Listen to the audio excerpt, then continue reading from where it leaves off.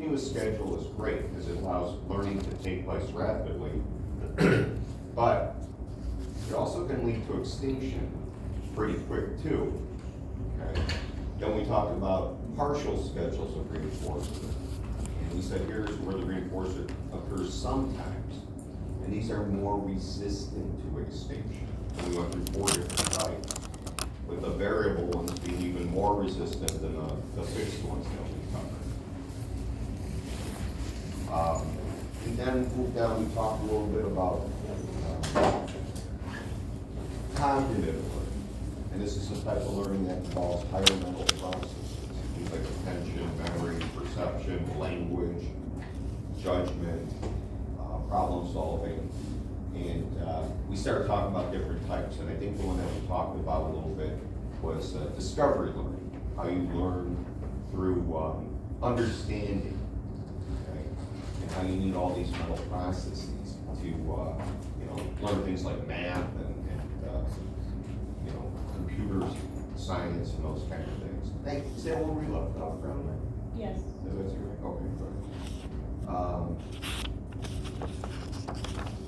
All right, is Maria here? Maria? Okay. Inez? Here. Okay. Lisa? Here. Angelina? Here. And, Angela? Here. Okay.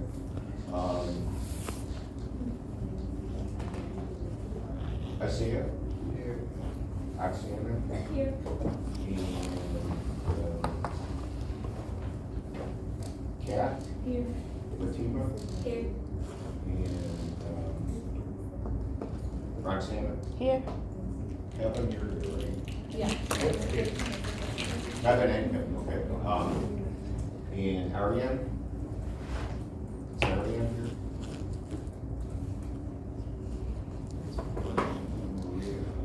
Okay.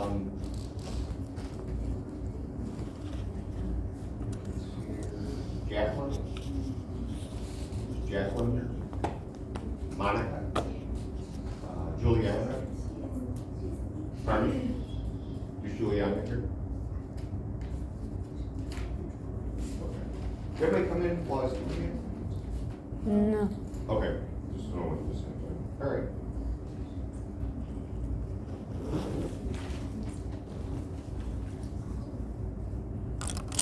Has anybody in the class ever gone scuba diving? I did. You did? Yes. Just one person? One scuba diver? All right. I never went myself. One time I was like, it was kind of interesting. So, for the rest of the class, because the other student did it already, let's pretend we're gonna go on our first scuba diving experience. I hit the lottery and I decided I love my Saturday class. We're all flying to the Bahamas for a little prolonged weekend. And as part of our vacation, we're gonna try scuba diving. So we sign up for like an excursion out there. We got a person who's gonna train us. And we get out into the middle of the ocean or wherever you need to be to scuba dive, and we get dressed. We're on our scuba diving gear. We're good to go. Before we do anything, before we get into the water,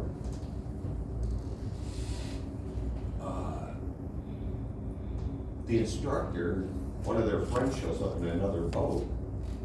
And the guy just kind of takes off with these other people, kind of left there in the boat. We don't know if they're gonna come back or we don't know what that may happen. There's an assistant there who knows how to, drive the boat, but they don't know nothing about scuba diving. It's their first day on the job. All they gotta do is drive the boat, so we know we can get that. But we're out, we got our scuba diving gear out. We decide we're gonna give it a try. For all the people in the class who've never gone scuba diving, how do we get out of that boat into the water? What's the proper procedure? Does anybody know? Throw yourself backwards, You fall backwards. I think. I don't know. You never went scuba diving? Seen it in the movies. Check your gear first. I mean, that's correct, you fall backwards into the water. Does anybody else agree with that? I mean, have you seen that before or know about that? That's the correct way you do it, you fall backwards into the water, good. My point is this, another type of cognitive learning is called latent learning, okay? L-A-T-E-N-T, latent.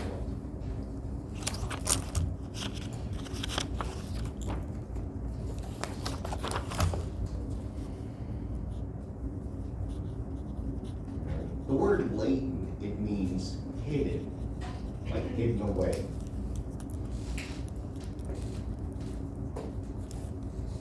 All right, so basically what latent learning refers to is where you learn something. All right, but it's not apparent. It's not obvious that you learned it.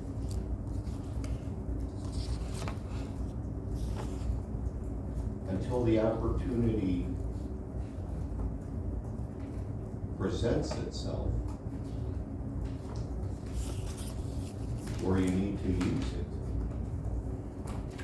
Okay, so it's learning that takes place, or it takes place. It's not obvious. It's you know, it's hidden away. Okay, but at some point in time when you need it, situation occurs where you're going to need it. You actually are able then to use it.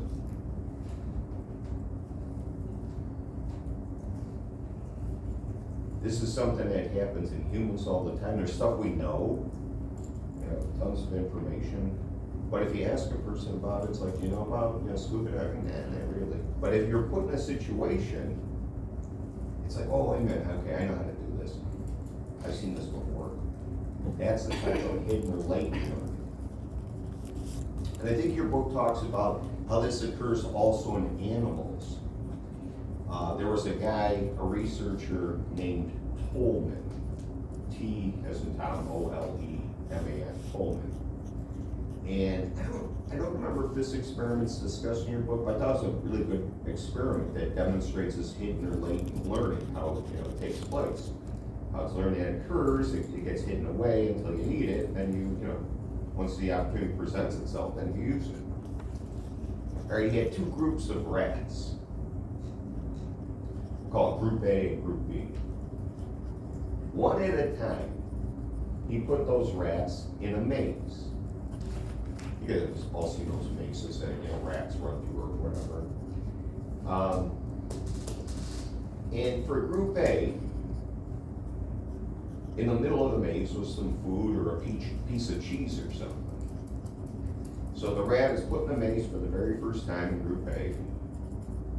Wanders around the maze and finally gets to the middle and finds the food. Let's say it took the rat like 3 minutes to wander around the maze and get there. All right, each rat gets a turn. Then they get a second turn. Because they know there's food there, they go a little bit faster. Okay, second time through, they get there, like in 2 minutes. And which, each time he does it, they get faster and faster. So, I don't know, maybe by like the 10th time, it takes him like 20 seconds to zip through the maze and get the food. All right, that's Group A. Group B, they had 10 times in the maze, no food in the middle. Every time he put them in the maze, they took like 2.5, 3 minutes to get to the middle of the maze. The other group, by the 10th time, 20 seconds. And they put the rat in there and kind of like mosey around and sniff around and so on, and eventually get to the middle. With that group though, he did an 11th time, where he put food in the middle of the maze. So the rat goes in there, starts wandering around, 2.5, 3 minutes later, gets to the middle, finds the food. put him in there another time, the 12th time. They zipped through that maze in like 20 seconds. The point is, while they were, before there was ever any food in there, they were wandering around that maze, and they were learning the maze, even though it didn't appear that way because it took so long for them to get to the middle. But they were like, getting a lay of the land. They were figuring out how the thing was set up, but they really had no use for, why the hell should I rush to the middle? There's like no point. So they just kind of mosey along and, get to the middle, 2.5, 3 minutes or whatever. But when they discovered there's food in the middle, okay, all that hidden learning was kind of pulled together, and they zipped through that maze as fast as the group A rats did after 10 trials, okay? So their 10 trials were for, wasn't for nothing. They were getting an idea how the maze was set up, and when the time came where they needed to get through it fast to get some food, they were just as fast as the other group had lots of practice. Okay, so that's what we mean by hidden learning, and it, like I just said, okay, humans, animals, okay, it's a type of cognitive learning. Now the third type I want to focus on, and this is the one kind of a famous type of cognitive learning. We talk about classical conditioning, operant conditioning. The third one that we find in, a major type of learning that we find in cognitive learning is something called observational learning. Observational learning or social learning theory.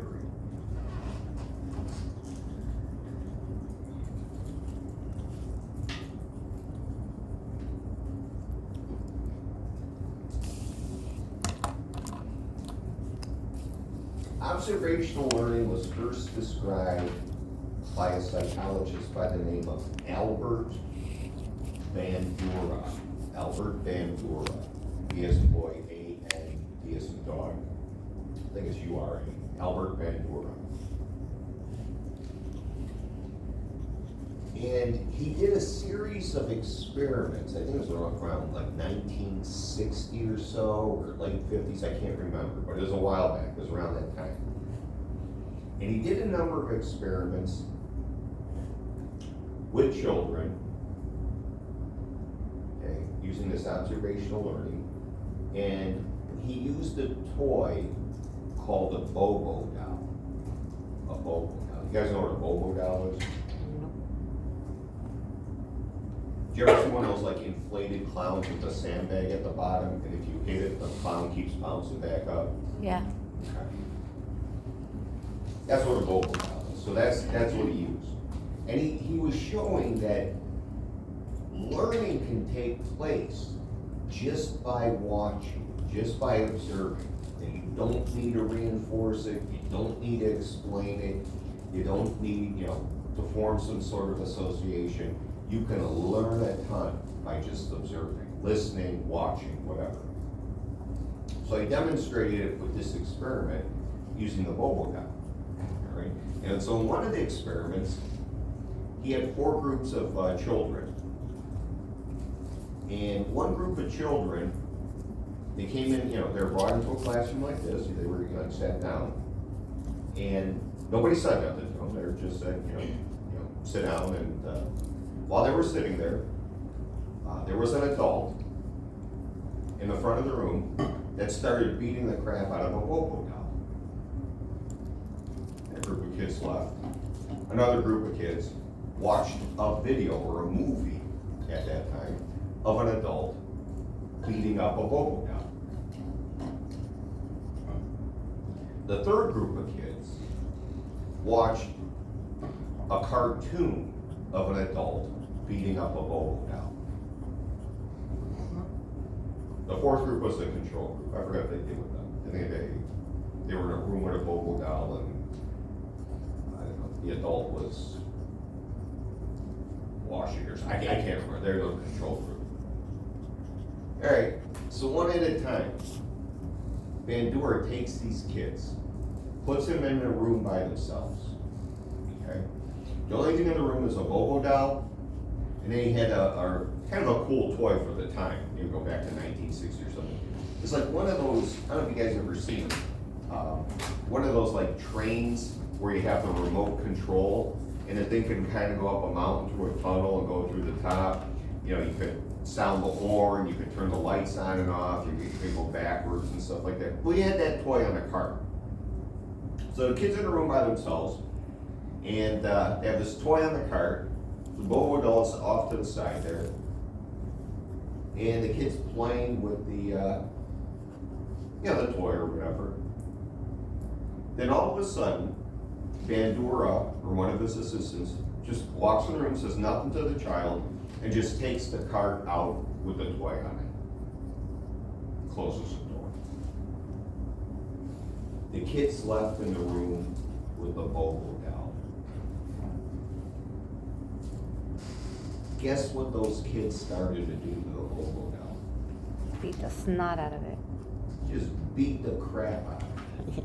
Okay? Every kid did this except the ones in the control room who did not see the adult either in person, by way of movie or cartoon, beating up the Bobo doll. Okay, so Bandura was showing there that you can learn a lot. And remember, as adults, when you have kids, you don't ever want to get in the trap of do as I say, not as I do. Because, with children, they're usually paying a heck of a lot more attention to what you're doing than what you're saying.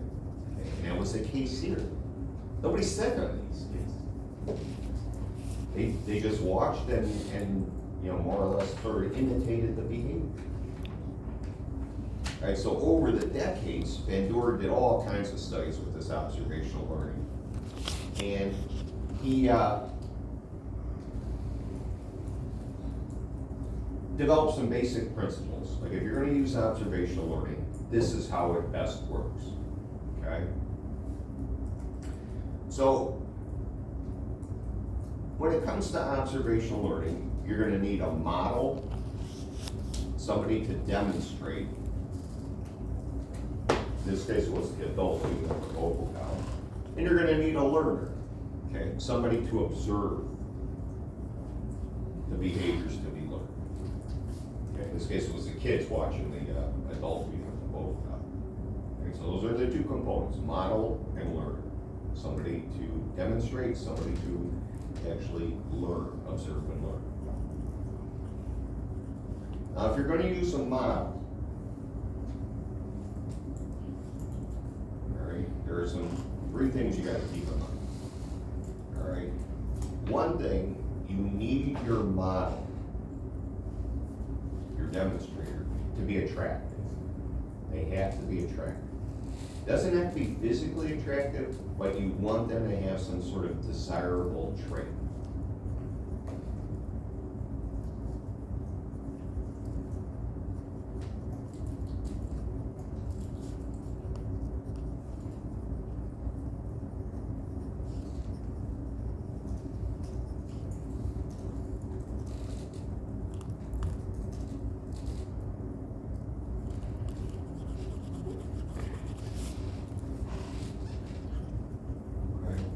Yeah, if you think about it, when you watch commercials and stuff like that, they usually have attractive people. Okay, they could be physically attractive, or maybe they're a celebrity, they're famous, they make a lot of money or something like that. You got some kind of, thing going on. You got them demonstrating, your, whatever, deodorant or, article of clothing or travel or whatever. The second thing about our model, we want them to be high in status. High in status. I don't remember, I can't remember, but I think Bandura tried to do that same Bobo doll thing with a kid beating up a Bobo doll, and it did not have the same effect as an adult. The adult is higher in status. They got more rights and stuff than a kid.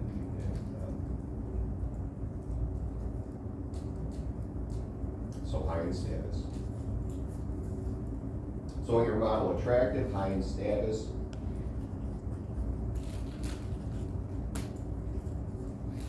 The third thing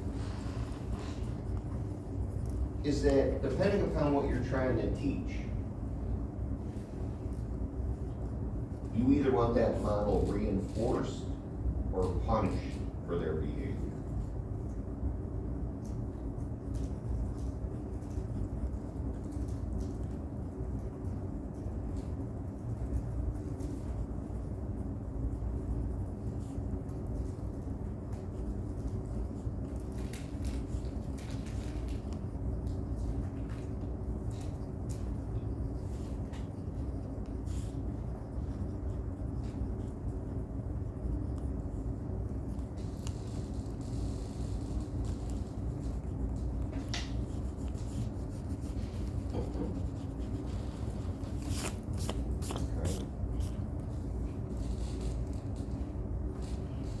You know, you see this, you know, I guess in the media and different things like that, they, you know, somebody doesn't like somebody, they'll like crucify them in front of everybody, and if they like them, they'll praise them, and that kind of stuff.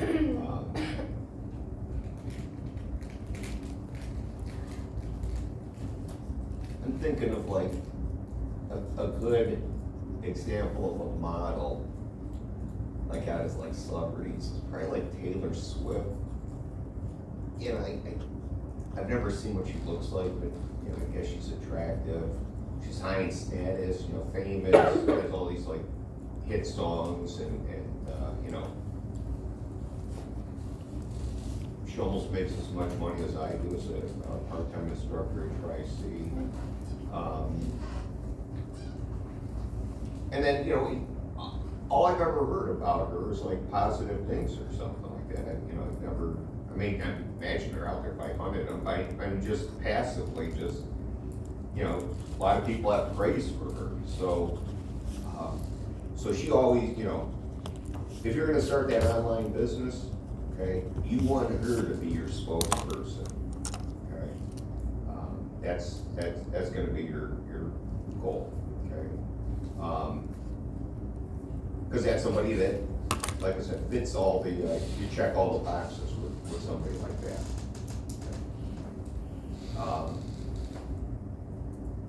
Now, for our learner, the person observing, there are 4 qualities they have to have, right, in order for observational learning to take place. It's learning without, you know, just through observing, watching, listening.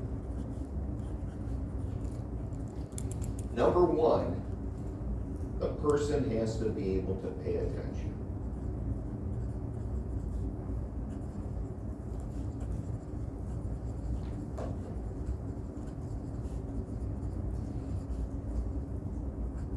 Okay, and you keep this in mind too if you ever end up working with, let's say, young children, kids in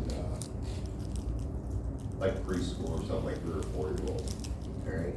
If you're bringing in like Stanley the safety clown to teach kids what to do if there's a fire,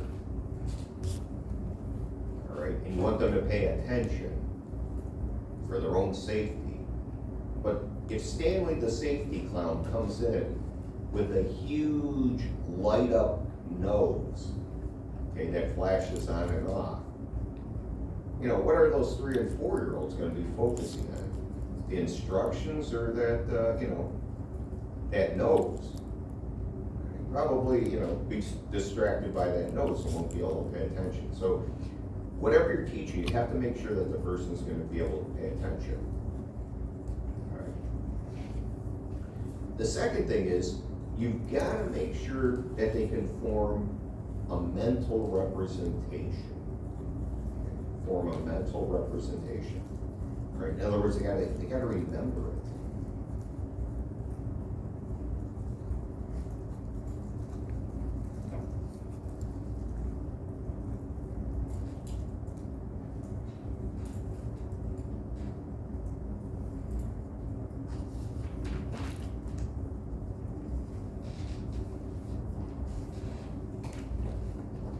Do you ever get in that situation where somebody's showing you how to do something, maybe on your phone, computer, or something in school, and you're paying attention, but they're like going through all these different steps and showing you what to do, and it's like suddenly your mind is turning to mush trying to follow along, okay, with everything. Or somebody showing you a new, line dance or something like that, all right? And, you know, there's like a gazillion steps and you're trying to follow along and remember it or whatever, all right? That's what we mean, okay? They could show you, but you gotta be able to form a mental representation, so you have to, you know, be able to remember it. Okay, so you have to pay attention, form a mental representation. The third thing is you have to have the ability to replicate it. You have to have the ability to replicate it.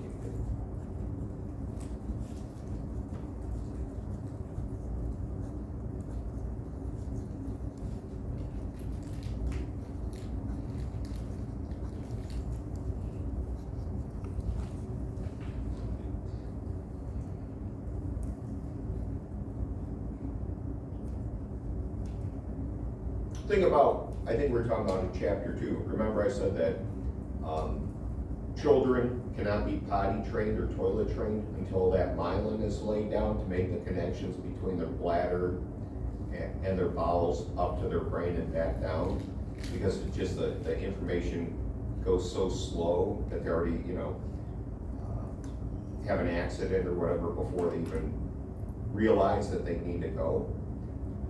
And the sphincter muscles that hold that stuff in is a little bit weak. Well, you can show them, hey, this is how you go potty on the potty. And they may pay attention, they may be able to, you know, remember it, they may even be able to do it maybe once, but they don't have the ability to keep replicating it. You gotta wait till all that stuff is in place before they can be potty trained or toilet trained. So it's not like they're, you know, not paying attention or something like that. They just, you know, it's gotta be there. And the same thing, I mean,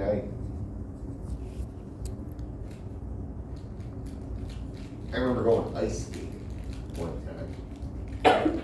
And this was back in my 20s, I went on a date. And this girl was a really good ice skater that I went out with. And she was showing me. I was paying attention. I remember what she did. But when I was wearing those ice skates, I was so uncomfortable. It wasn't like, I don't know if anybody's ever gone ice skating before. It's not the same like roller skating. It's like weird being on those blades. I was that guy, the one hanging onto the side of the ice rink there so I wouldn't fall or whatever. And she's like cutting loose all over the ice. You just gotta do like this. I felt like my ankles were gonna snap or something like that if I just cut loose on the ice, you know. I just didn't have them, you know, those muscles developed in the ankles and lower calves or whatever. You know, just like I said, I felt very awkward. I felt like, I don't know what, like Godzilla on stiletto heels or something like that. Just kind of was off to the side. So I just didn't have the ability to replicate. I understood, I saw, okay, at the time I paid attention and I could remember, but wasn't happening. Now here's the fourth thing. All right. If I wanted to make that a goal, I could have probably learned ice skating. And the fourth thing is, you have to be motivated. You gotta be motivated. So a person can pay attention, form a mental representation, be able to replicate it. If they're not motivated to do it, they're not gonna do it.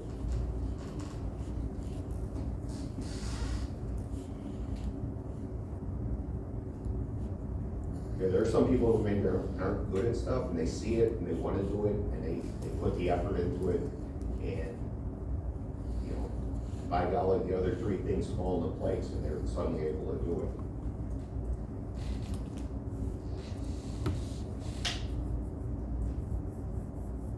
I mean, think about it.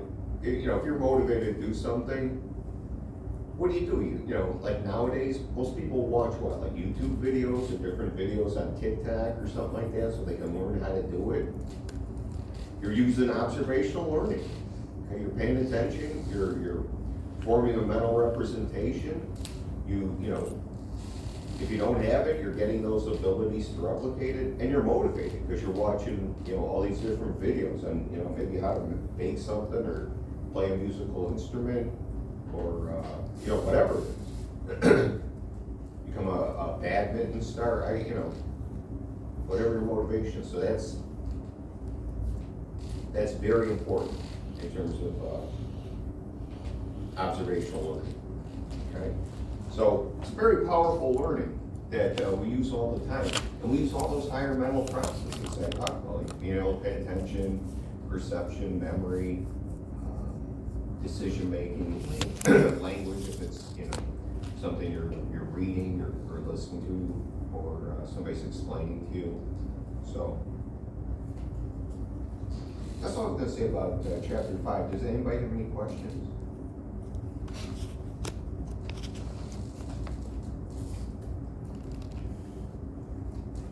All right. We'll move on to chapter 6. And chapter 6 is concerned with memory. Talk about learning, goes hand in hand with memory.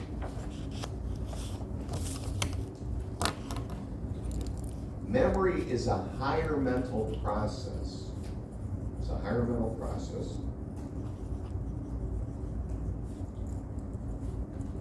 that allows us, or enables us,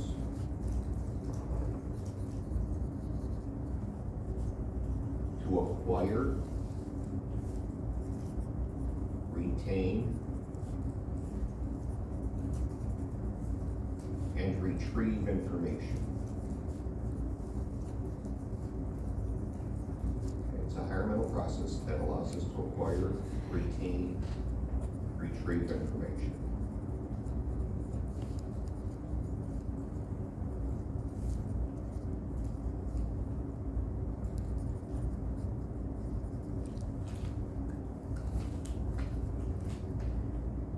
All right, so the basic steps involved in memory, okay, we'll get in a little more detail, but just understand this. It's based on encoding, storage, and retrieval.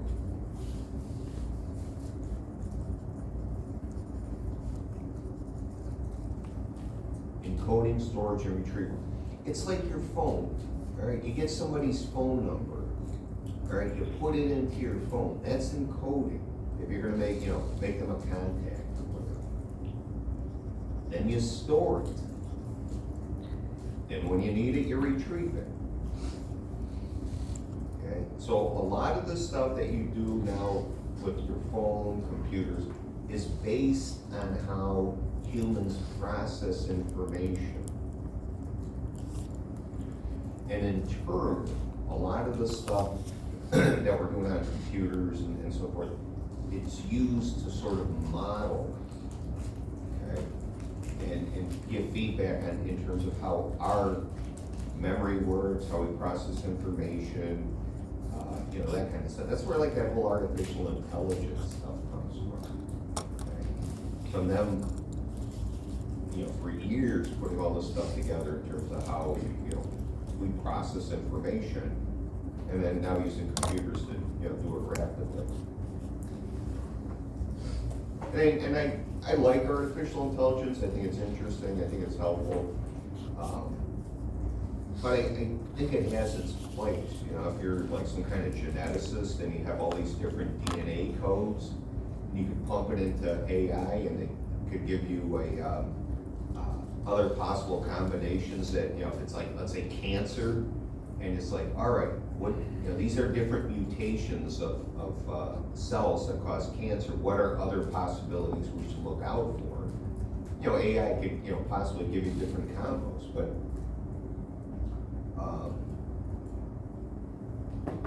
I don't know. I'm waiting to see, and maybe it's already happening. They get a video of me going into a drugstore and robbing it. And then oh no, that wasn't me. That's AI. I never did that. So it gets I'm waiting to see that all the time. I think that's gonna, anytime they get a picture of them doing something that they don't want anybody to see, they'll just blame AI. Okay? The other thing too is you have to know how to use it. In this class you got coming up, I think it opens up next week, you have to use your, answer discussion board questions, okay? For the essential learning outcomes they want us to do. So I made a discussion board. I did this, it was the same one, or, every semester they're different. So I think it was different last semester, or in spring semester. So what does somebody do? They take the instructions from the discussion board and they run it through AI, ChatGPT or whatever, and give me the answer that they got from that. And all it was an explanation about discussion boards. It didn't answer any of the questions.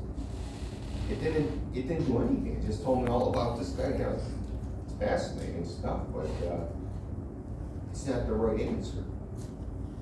So I mean, like I said, that you gotta have some intelligence to know how to use artificial intelligence, right? And they've done studies and stuff like that where they, I think it was at Stanford, to create like a legal brief. So these lawyers gave this, information, and it did a great job. It created this legal brief, and it made references to books that don't even exist yet. So that was kind of interesting. So it's, like I said, it's a work in progress, but I think it'll be a good thing in the long run. And like I said, use it for medicine or some other areas and stuff like that, even for like computers, to make them better, And but my point is, a lot that we do in memory, is used as part of the way we use information processing devices, okay? And vice versa. If we figure that out, then we use that as a model to try to help us understand the way humans process information as well. All right. So the original model that they use when it comes to memory is they have what's called a stage model of memory.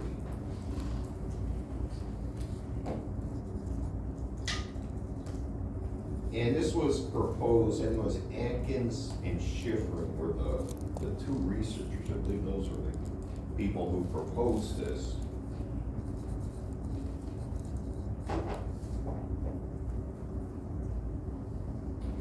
And it basically breaks down the process that we use to consolidate information into a memory. Okay? The word consolidate, that it basically means memory formation, how we form a memory.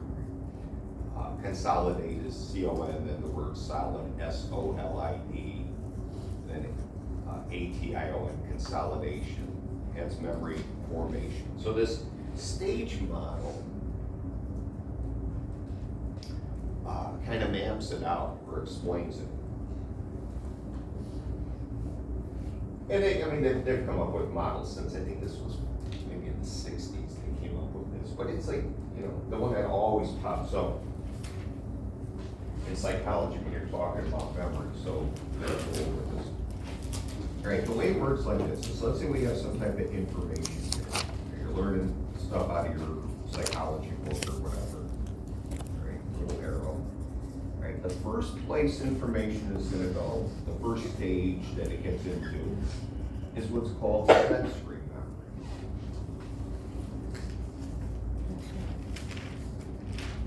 memory. Whenever information is first entering into the proverbial system, okay, it's going to go into sensory memory. And the next step, by way of selective attention,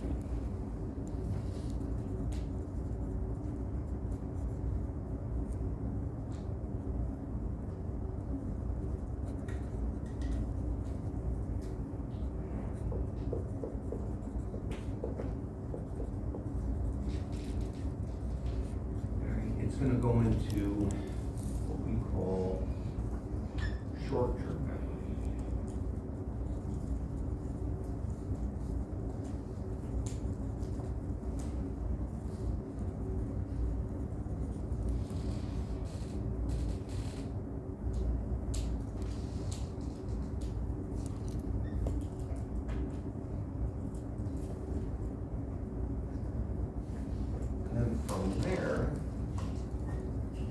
by the way of rehearsal,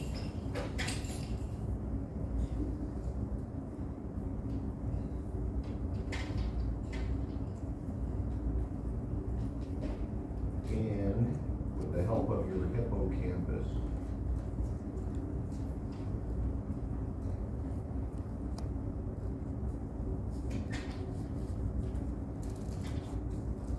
that information moves on to long-term memory.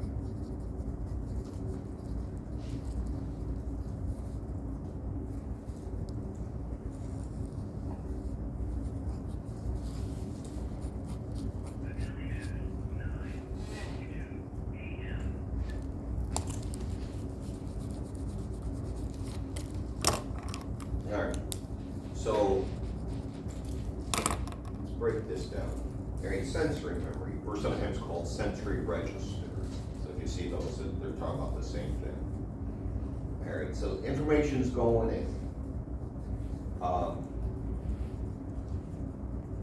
Let's say you're gonna look up a phone number in the yellow pages. And you know what? I bring that example up because we got in the mail this week, like a phone book, like a yellow pages. Anybody else get one of those? You guys know what I'm talking about, like the phone book? Yeah. Yeah, okay. So we got this in the mail, and it made me think of this. It's like, oh, I didn't know they still make these. Okay. Because everybody looks everything up online or whatever. So I'm like, well, okay, yeah. Something tangible, you're holding your hand. You click. All right, so let's say you're gonna look up a phone number. Okay, all right, we got this thing. Let me look up the number for George's Pizza or something like that. All right. So you look up the number. Okay, you're going through the pages. You find the page that has like whatever the pizza restaurants out there. All right, you're looking for that number. When you look at that page, for a brief second or two, all that information is caught in sensory memory. Okay, that entire page of information is basically caught in sensory memory. That's Okay, cool. it's held there for a second or two. You go to a Halloween party tonight. All right, everybody's wearing costumes and so forth. And so you go in and you're listening to hear if you could, hear your friend's voice and all this like crowd of people. For like a second, okay, all that sound is held in sensory memory. Okay, the sounds that are going on. When it's coming through your visual system, like you're looking at the numbers in a phone book, okay, that information is held for like a second or two in sensory memory. They call that an iconic memory. Iconic memory, like an icon or a picture.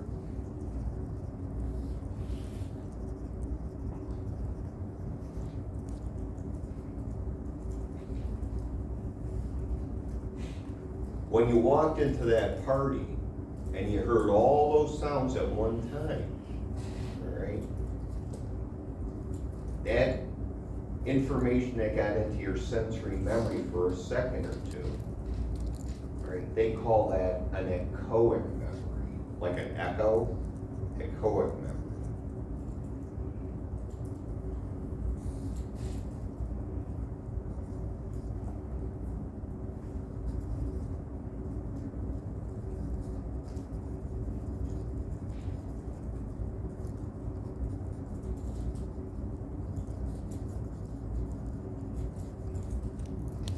All right.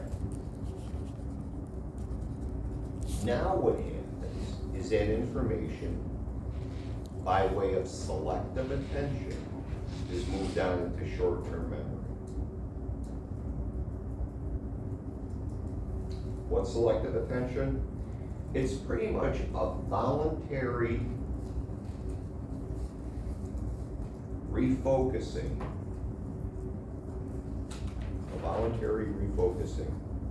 of information in the brain. Voluntary refocusing of information in the brain.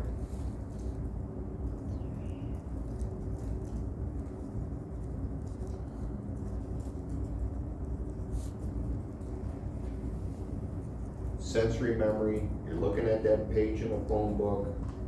Selective attention, you find George's Pizza. All that other information that was held in sensory memory now is gone.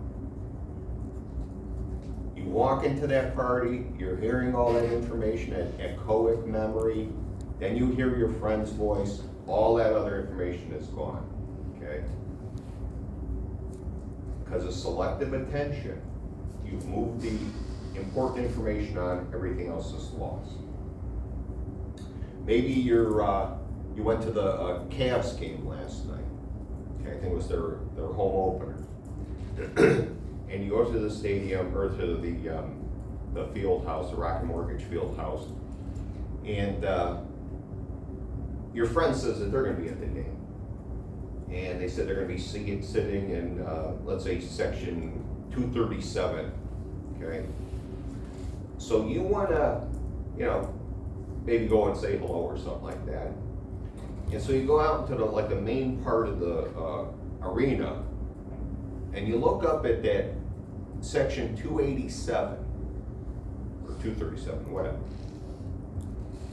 For like a second or two, everybody in that section is held in your sensory memory, like a iconic memory, right? But then through selective attention, you find your friend where they're sitting. And you see, it's like, okay, they're, 11 rows up, the third seat in, okay? All that other stuff is gone. All right, now we've moved it on to short-term memory. Information is held in short-term memory for about 20 or 30 seconds. 20 or 30 seconds. 20 or 30 seconds.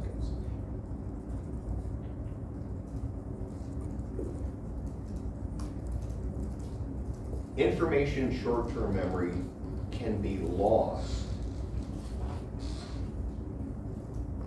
due to interference. Okay, it's very, very susceptible to interference.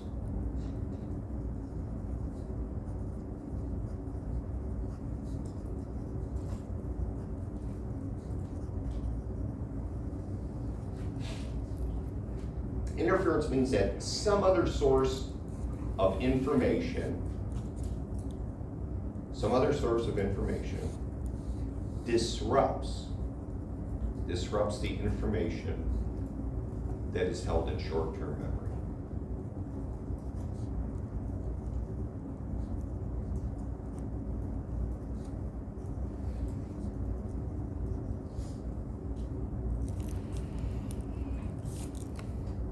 You said disrupts other information? It disrupts the information that's held in short-term memory. That's interference. Some other source of information disrupts the information that you're holding in short-term memory.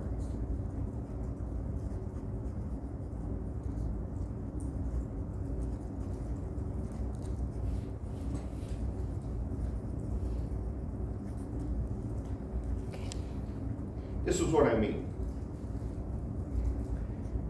You look up George's Pizza, and you say, here's the number. I pull out my phone. Let's say the phone number is 216-398-5053. I go to dial it. I'm starting to, let's say type it into my phone or whatever. As I'm doing that, I'm holding that information you just gave me in short-term memory. I have the radio or TV on in the background. As I get ready to do this, some commercial comes on, and at the end, as I'm doing this, they say, okay, for more information, call 1-800-392-4750. Then you're like, oh, shit, what's that number again? Because you were holding it in short-term memory, this other source information, these other numbers came in, okay? and disrupted your ability to hold that information. It's like where you see your friend sitting up in that section, and it's like, let me go around and I'll, say hi. As you're walking out, you see somebody else you know. And they ask you where you're sitting. And you tell them, and then you ask them where they're sitting. They tell you.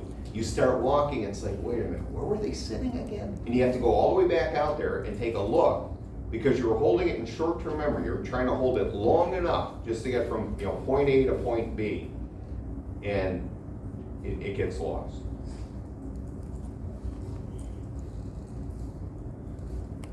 All right? Now, here's the other thing about short-term memory. I need a volunteer. Let me give you a list of something. Just see how many things you can remember off my list. You want to just, because I got to get the number here. So you want to volunteer? Yeah, I'll do it. Okay. Let me give you a list of letters, okay? And just try to remember as many as you can. So, Y, R, T, S, I, M, E, H, C, O, U, B. Go ahead. Oh my God, Y-R-T, I think I'm lost after that. No, go ahead. I mean, what other ones can you? S-U-V, What was it? the end. That's interesting. Okay. So we got 6. All right, not bad. Here's the other characteristics about short-term memory. It has a limited capacity. Okay, it has a limited capacity.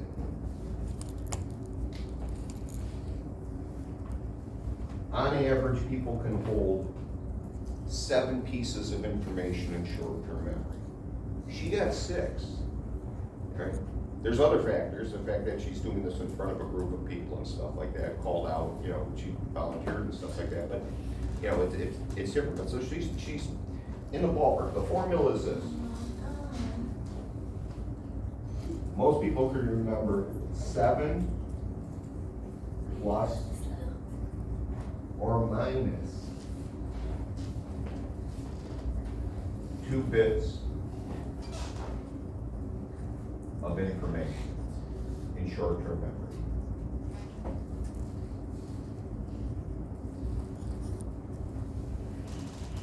So if I'm going to ask you to remember a list of words, okay, they give you, 12 words to remember. What's the least amount most people could, probably remember out of that 12? According to this formula. If 7's the average, and it's plus or minus 2. 5, 5. What's usually the maximum that you can remember? 9, 9. Okay? Now,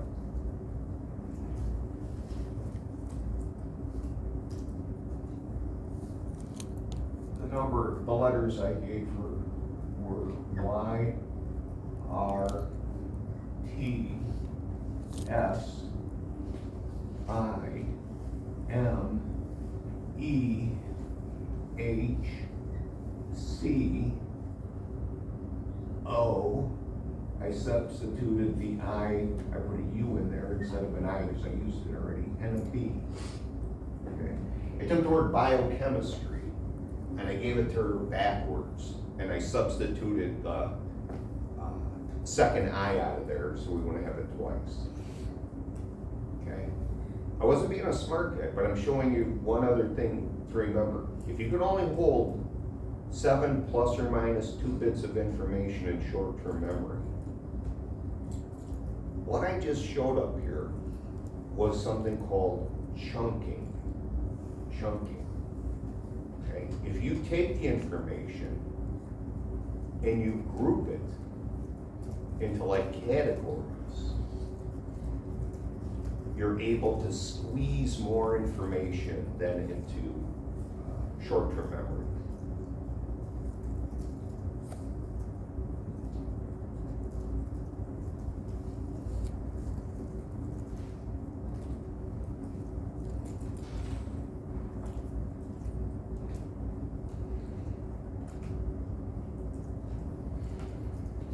You're leaving class today and they say, hey, do me a favor, call this number and they'll send you a free $1,000 check. and let's say somebody, their phone's dead, they have nothing to write that number down. So they're gonna try to remember that thing because they wanna call and get a, $3,000 in a, check or whatever. All right, we said that, the formula to remember information is 7 plus or minus, 2 bits of information. If I give you a phone number, how many numbers is that, including the area code? 9. How many? 9. Is it 9? 4 plus 3 plus. It's 11. It's 10, correct? It was 11. 10. We're one over the My limit. bad. Now here's what we gotta do. If it's a local number, 11. what are the possible area codes? 44026. Or 330? Mm-hmm. If I give you that area code, you should be able to group that into one unit. Okay? If I'm telling you here, you need to know this number, it's 216. You're like, did you say 316? If somebody, I'd say, well, I'm not gonna give you the rest of your number just for that question, because it's like, it's a local number. It's like, where's 316? Where's that out in the lake? Somewhere, whatever. So 216-440-330, you should chunk that into one unit. Now you have to remember 8 things. The area code and 7 other numbers. Right? Makes it a little more manageable, but still, you're kind of at that outer limits. That's where you've got to also come up with little mnemonics, little memory things. When you're looking at the number, okay? So let's say it's 216-728. All right. Right then and there, I would come up with something like, my father was born in 28. I'm like, okay, that's it. Year my father was born 7. Okay. Area code, the number 7, the year my father was born. That's 3 things. Okay. Now I got 4 numbers left. I would try to do the same thing. I would look at them and try to remember, create it. So you keep grouping the stuff together so you can stuff more and more crap into that short-term memory. Okay. I mean, think about like songs and stuff like that. There's like tons of information, but you group it. Okay. You chunk it together. And that's how you can keep squeezing more and more stuff into there. Okay. So if you're getting a jam and you need to know a number, you see a license plate, you can't stop to write it down and stuff like that, use chunking or some little mnemonic device. All right. The other thing that sometimes they refer to short-term memory, they call this working memory. Okay, working memory. If you're ever doing math in your head, you're doing it over here in the short-term memory area. That's why when you're doing math in your head, if the numbers start getting too big, you start getting like mixed up and it kind of starts becoming stressful because you're trying to stuff a whole bunch of stuff in your short-term memory and you just don't got the capacity for all those numbers.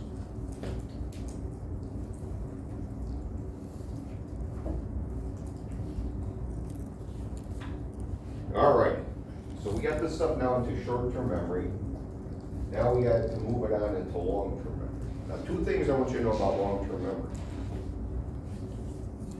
You said long term. It has unlimited capacity. You can keep stuffing stuff into your long-term memory, well into your 90s.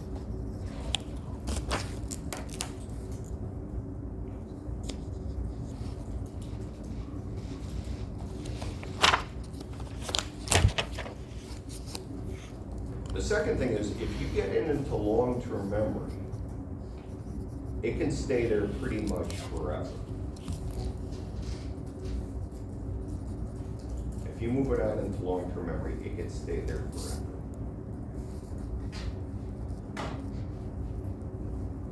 All right, so how do we move it along? All right. One thing that we have to do is something called rehearsal. Rehearsal.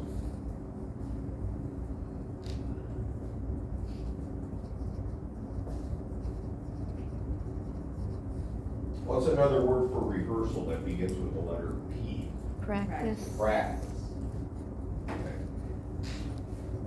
I remember when I was working, one of my first jobs after I got my master's degree, I worked as an academic counselor at a university. And I worked with students who were, underprepared and stuff like that. And some of them would come and they'd, say, well, I got like a learning disability. And I'm like, why, what's going on? And it'd be like, well, I study for the test, and I go take the test, closed notes, closed books, they didn't have online stuff, during that time or whatever. And they're like, I can't remember anything.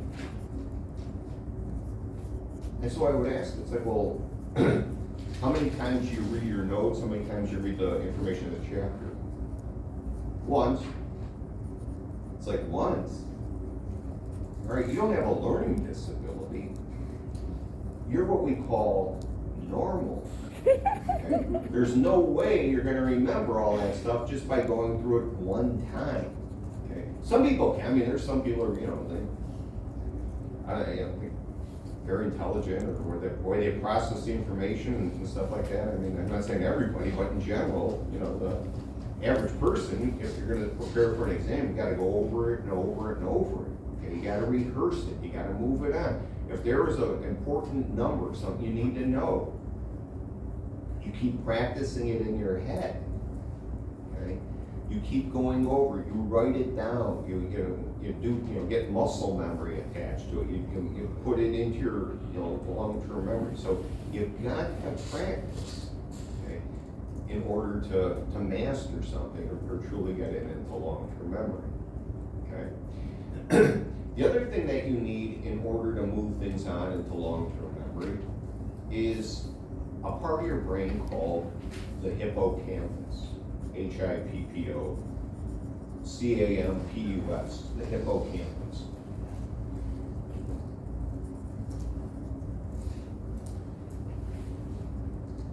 The word hippocampus means seahorse.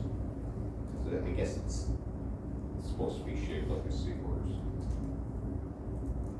That looks like I don't know, that looks like a blob or a blur, but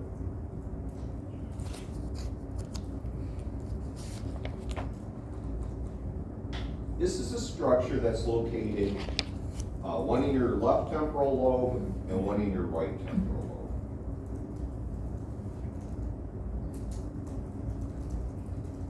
It's part of the limbic system. Talk about the limbic system, I think we're getting to chapter 2, talk about the amygdala and some of the other structures there.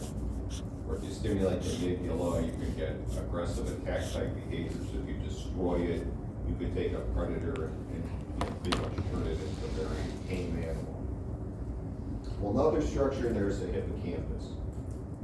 This thing is like huge. It's super important for converting information from short-term into long-term memory. All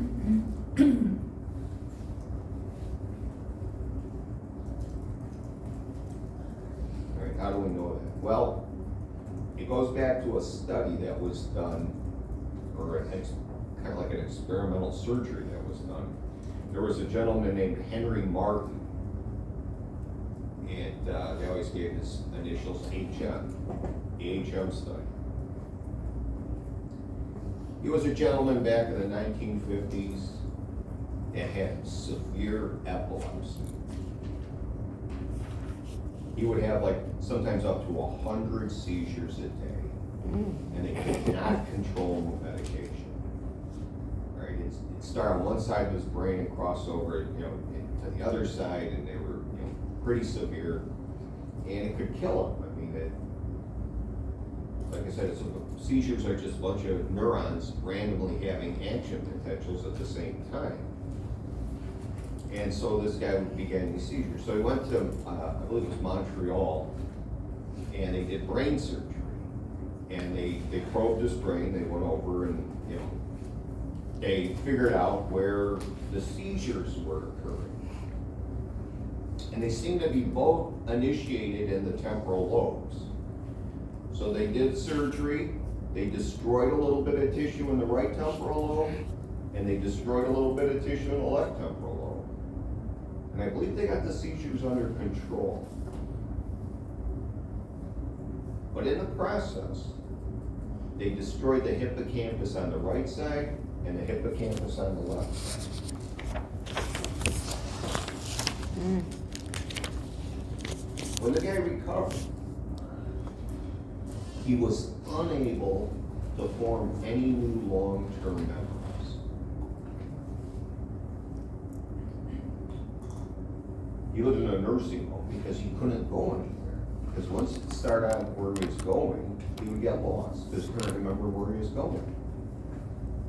If you met with him, if you sat down, had a conversation with him, introduced yourself, got up and went to the bathroom, came back, he would respond to you as if he never saw you before in his life. He would read the same magazine, cover to cover, every day like he never read it before.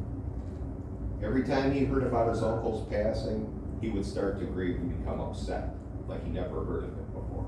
Oh. Okay?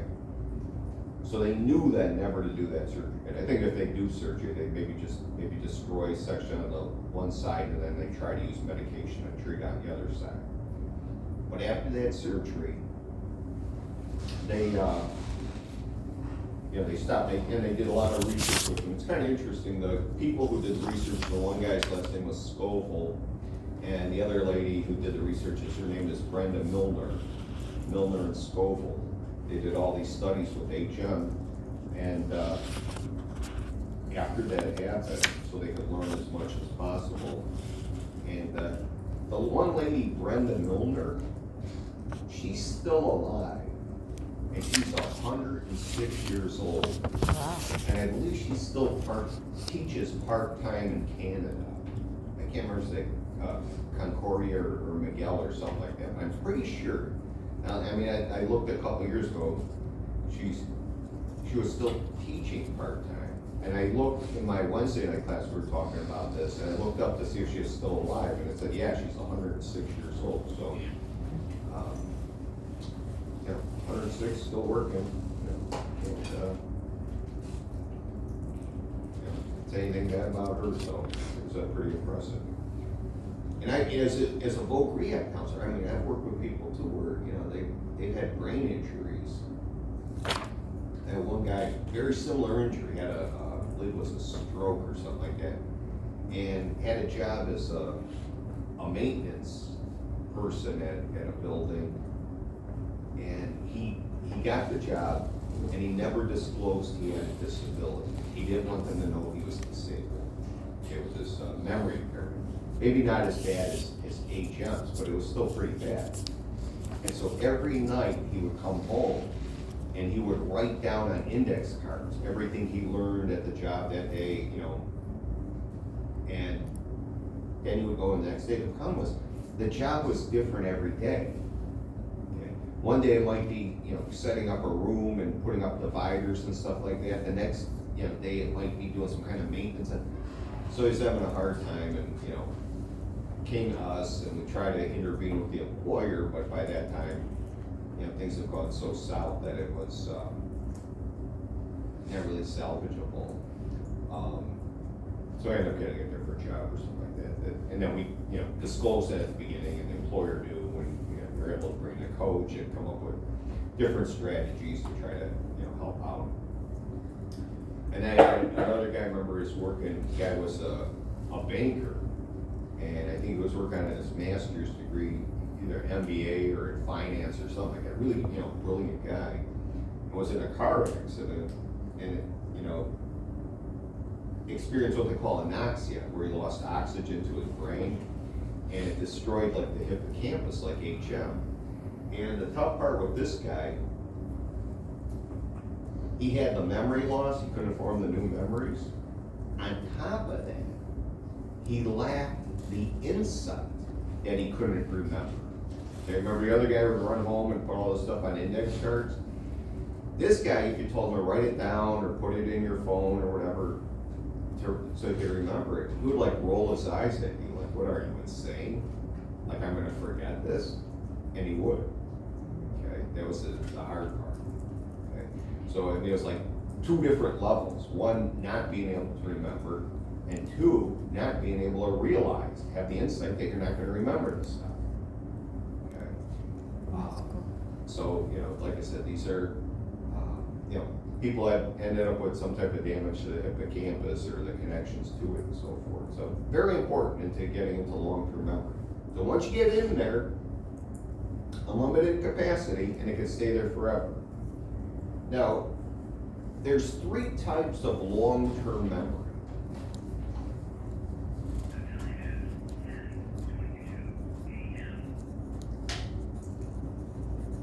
Three types of long-term memory.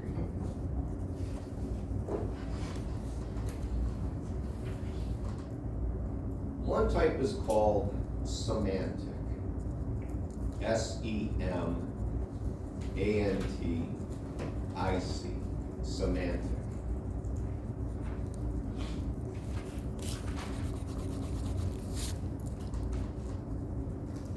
Semantic long-term memory is where it's kind of like your mental encyclopedia. So if you're learning stuff in school, or you're reading about stuff online, or reading books, or watching something on TV, that information is usually part of your semantic long-term memory.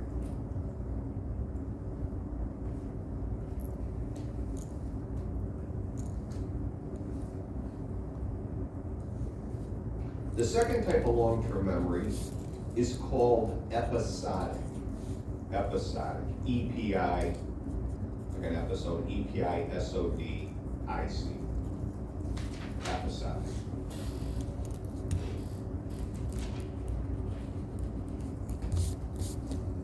All right, that's where you hold all your personal experiences. It's like your autobiographical memory.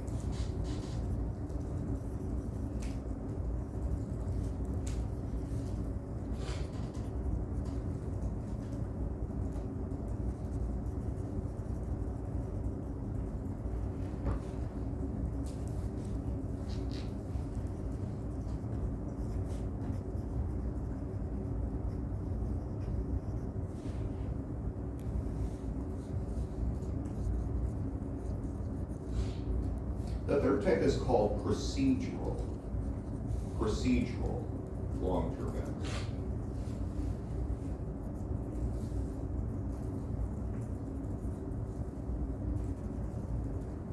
And procedural long-term memory is where you have all your motor actions. Okay? That's where you remember how to do stuff, how to perform some type of activity.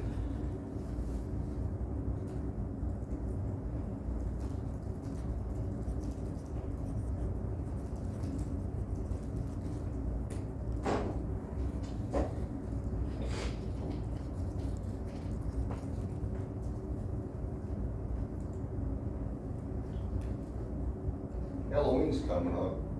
A lot of people like Halloween.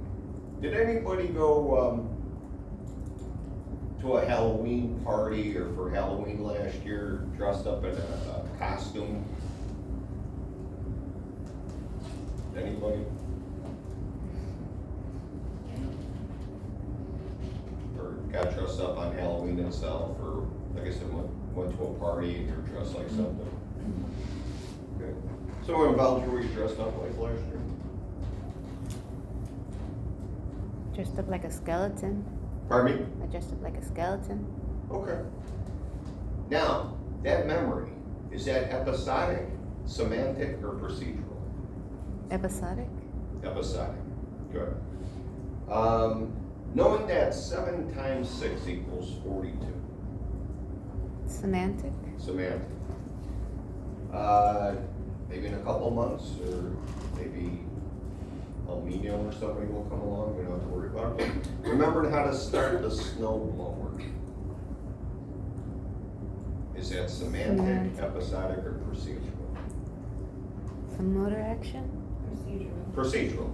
Okay. Remembering how to ride a bike. Remembering how. Did you ever notice that too, like procedural stuff? If somebody asks you how to do it, maybe you can't verbalize it, but then you start doing it. and it kind of clicks in, Mm. okay? Or like we were talking before about like some kind of dance step or something like that, it's like,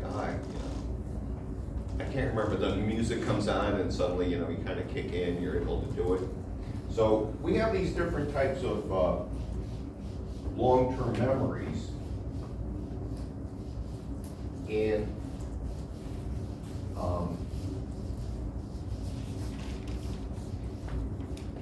you gotta think about these. Some of us are better at these than others, okay? That's like an individual difference. There are some people that, like I said, when it comes to semantic long-term memory, they're that person who can read the book or go over their notes once or twice and they got it down, okay? They're just really good at that type of like book learning and stuff like that. There are other people who have great episodic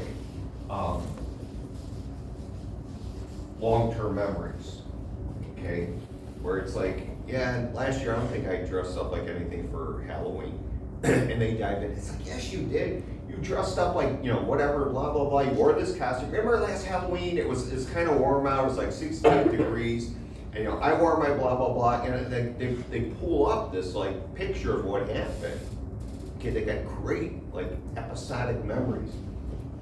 And there's some people who are really good with when it comes to like procedural memories. Like we had this guy, he's retired, but he was like, whenever we needed any kind of plumbing work done at our house, we would call him. Okay?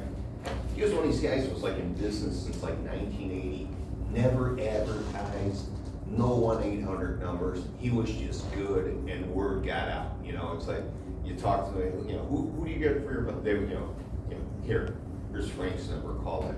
And I remember he told me, he says, I started in 1980, I never had a situation where I did not have business. I always had too much business. Okay, so he's really good. But when you call him up and say, hey, I gotta get this done, he's like, who is this? You give me your name, your address, and all this stuff. The way he'd always remember you is by what he did. Oh, you're the guy with the sewer line problem. Okay, he remembered you by procedure and stuff like that. Okay, and there, some people have very good like procedural long-term memories. So I think it's important. I mean, to kind of keep that in mind, especially as you're studying. If you're not a big semantic person, you're more hands-on. Write the stuff down. Okay, create those motor actions, that motor memory, tie it to that.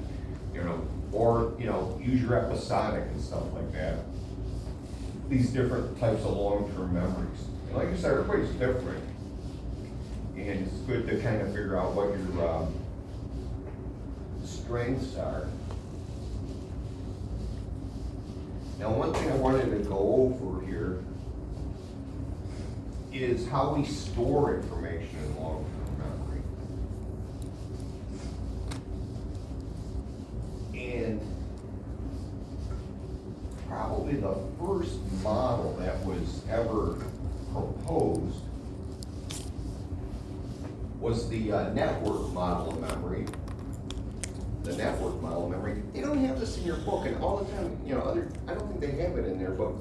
And the other, like, site books we've used over the years always had this, so I just want to go over it briefly. I'm not going to, test you on it, but just so you have some idea, I'll just want to go over the network model of memory.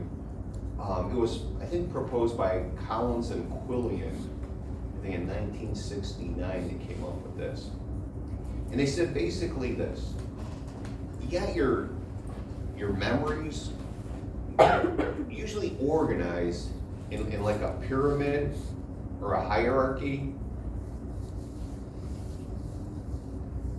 And then you have like a bunch of what they call links and nodes that make up this pyramid or hierarchy.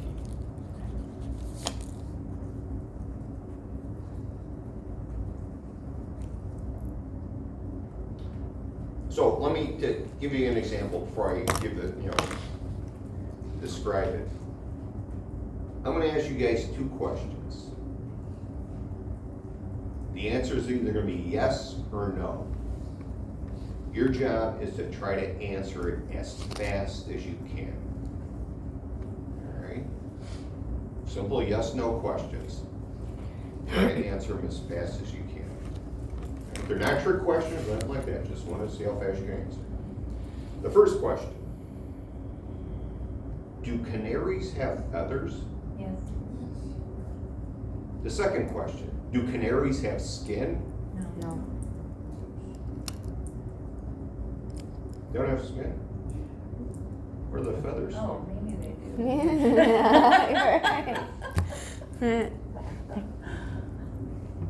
You're right.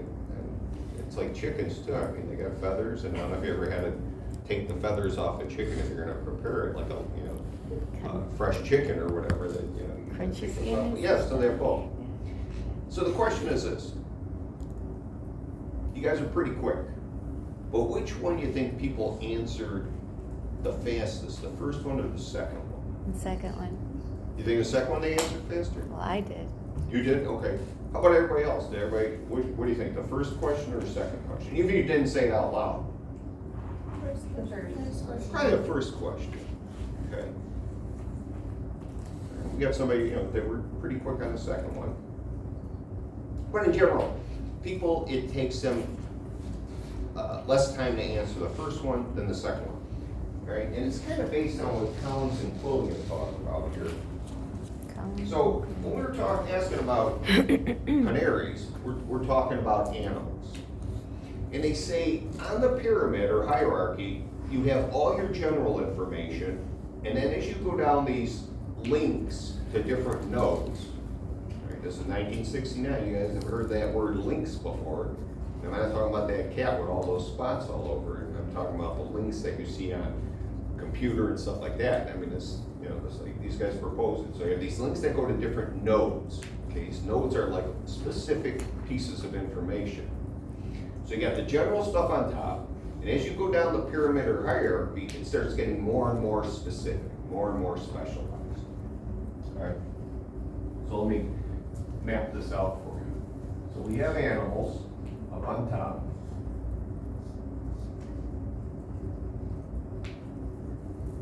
And what do we know about animals? Well, they live, they breathe,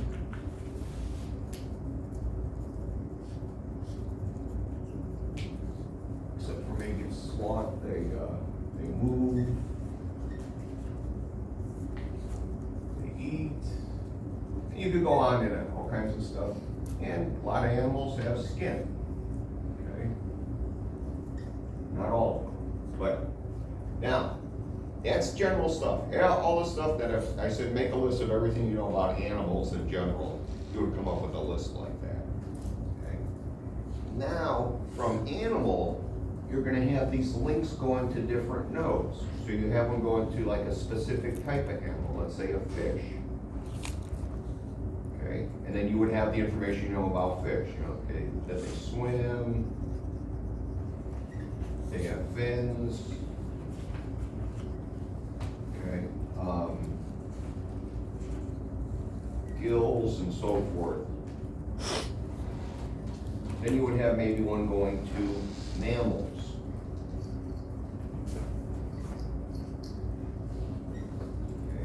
Okay. Humans, dogs, cats, all of us guys, we got a hair, / fur. And we got, we're warm-blooded. Except for platypus, or that lay eggs, we, give birth, live birth. Then we have going down here, let's say, to birds.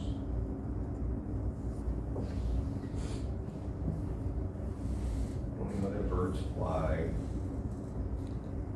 they have wings, they have feathers.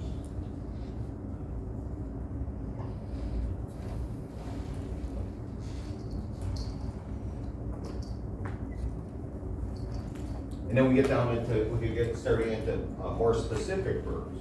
We talked about the chicken.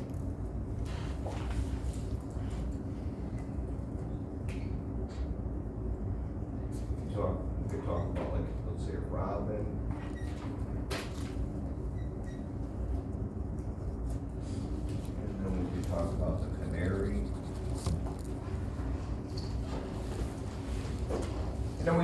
something about each of these birds, like we know that a canary is small, it's yellow.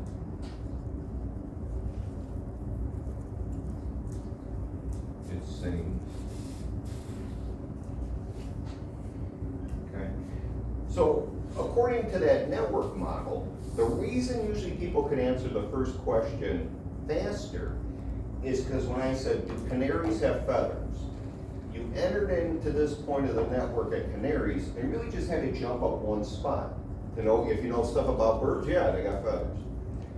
Then when I asked canaries have skin, you gotta jump like 2 spots. You gotta go a little deeper, basically, okay, into the network. Yeah, I mean, where are the feathers attached? Or yeah, most animals have skin, yeah. Okay, so you gotta go a little bit deeper. So that's how they have, you know, the way we organize information.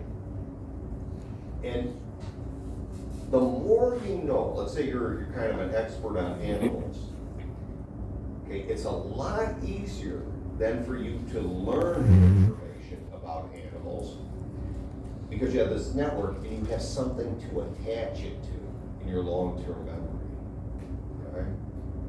So if you learn some kind of new factoid about an animal or something like that, I thought this was kind of interesting. I kind of looked this up. What is the most aggressive planet or most aggressive animal on our planet?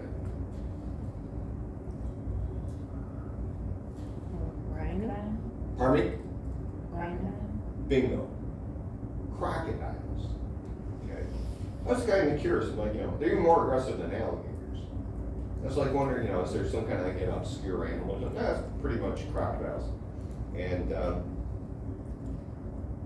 you know, they're pretty, and, you know, they're not dumb either. I remember hearing a story about, this was from Indonesia, I think it was, and they have crocodiles there. And this guy used to go fishing, and he would sit up on a branch in a tree above the water and fish. And there would always be this one crocodile that would be hanging out in the water below him. And so the one day, he wasn't fishing, but some people walked past where he was fishing. They can see the crocodile like jumping out of the water toward the branch where he usually sits. And the people came back, they told this guy, it's like, crocodile, we think it's practicing to get you. Because it kept jumping out of the water at that branch. And the guy laughed it off. He said, he went fishing, they never saw him again. Wow.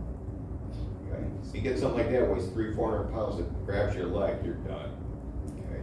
But yeah, they're pretty aggressive. You know, it's nothing personal, it's just that they're, you know, that's how they're kind of put together. So, yeah, another little fact about animals. But, you know, whatever you know, if you're a baker, you know, it's a lot easier for you to learn a recipe because you already got recipes in your head.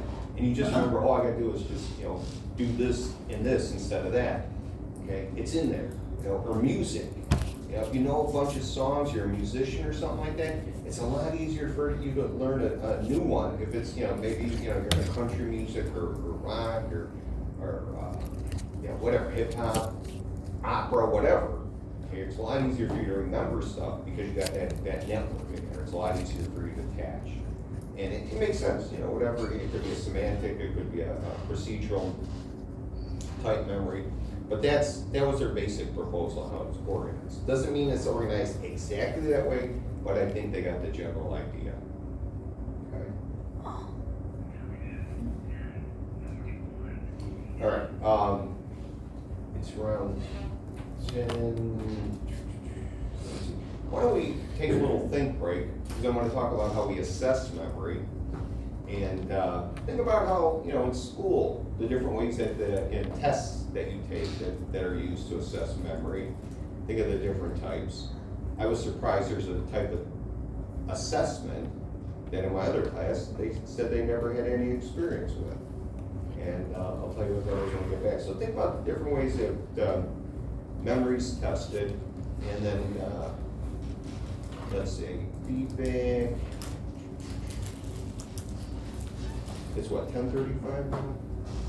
10:37, Pardon me? 10:38. 10:38?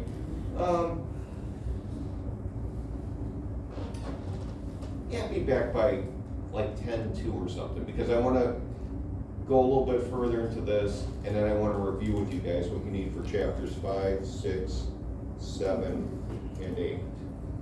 There's only a couple things out of 7 and 8, so most of it's 5 and 6, so I wanna make sure we have time to review at the end. So, yeah, go ahead, be back by about 10:02, and then we'll get through a little bit more of 6, I'll review you guys, and we'll call it a day, so.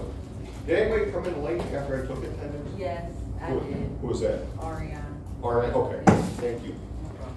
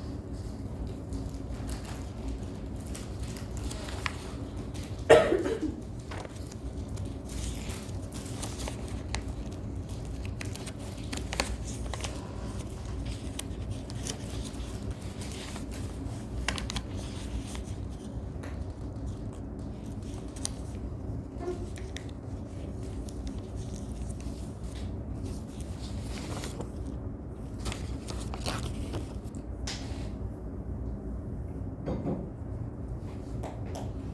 right, let's talk about the way that we assess memory.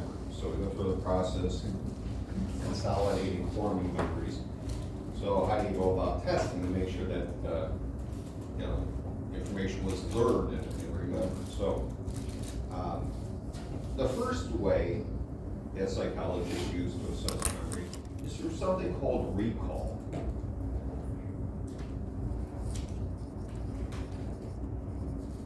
Recall. And pretty much, this is where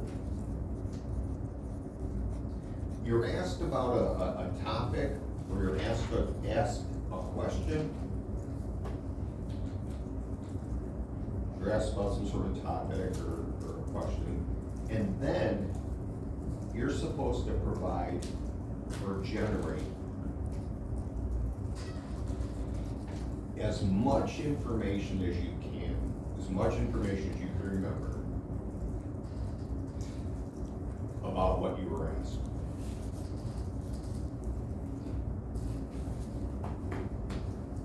So you're asked a question or some sort of topic, and your job is to provide as much information or generate as much information as you can about that question or topic.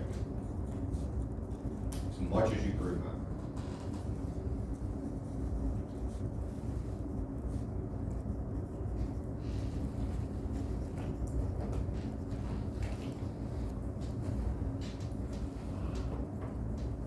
All right. In school, what type of test question would be most similar to that way of assessment? Multiple choice? No, because you have choices there. Report? Pardon me? Like a report, an essay? An essay. Did you know none of my students, the only student who knew what an essay question was in my other class was a student who came from Beijing, which is a country by Turkey. None of my other students knew what an essay test was. And that's why, do you guys know what an essay test is? No? Essay test, or essay question is where I ask you a question, like, tell me, please explain to me the stage model of memory and each characteristic associated with each stage. And then you gotta either type or write down everything about that. Okay, or, please compare and contrast for me the similarities and differences of classical and opera conditioning. Then you gotta write a few paragraphs about that. That's an essay test.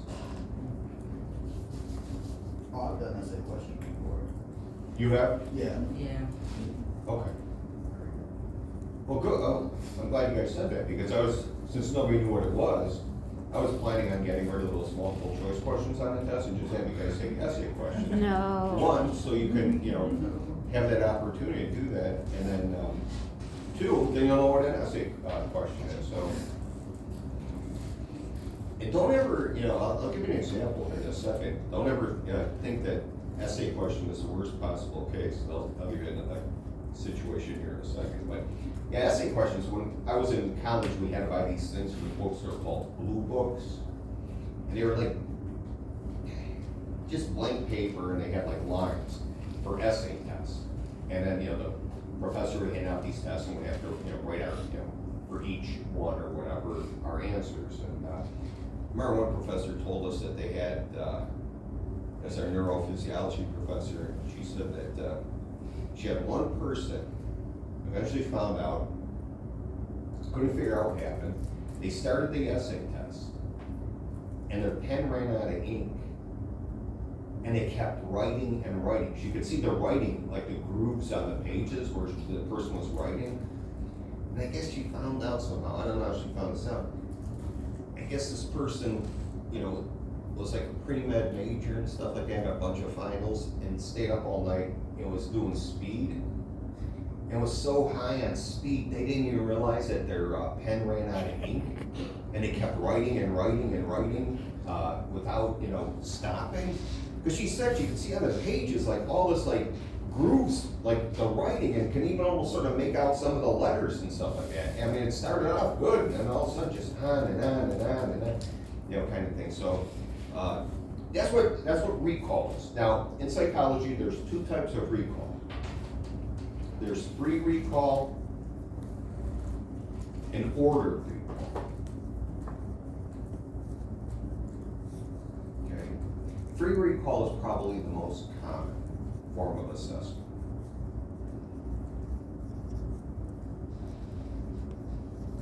Okay. When I gave those letters, was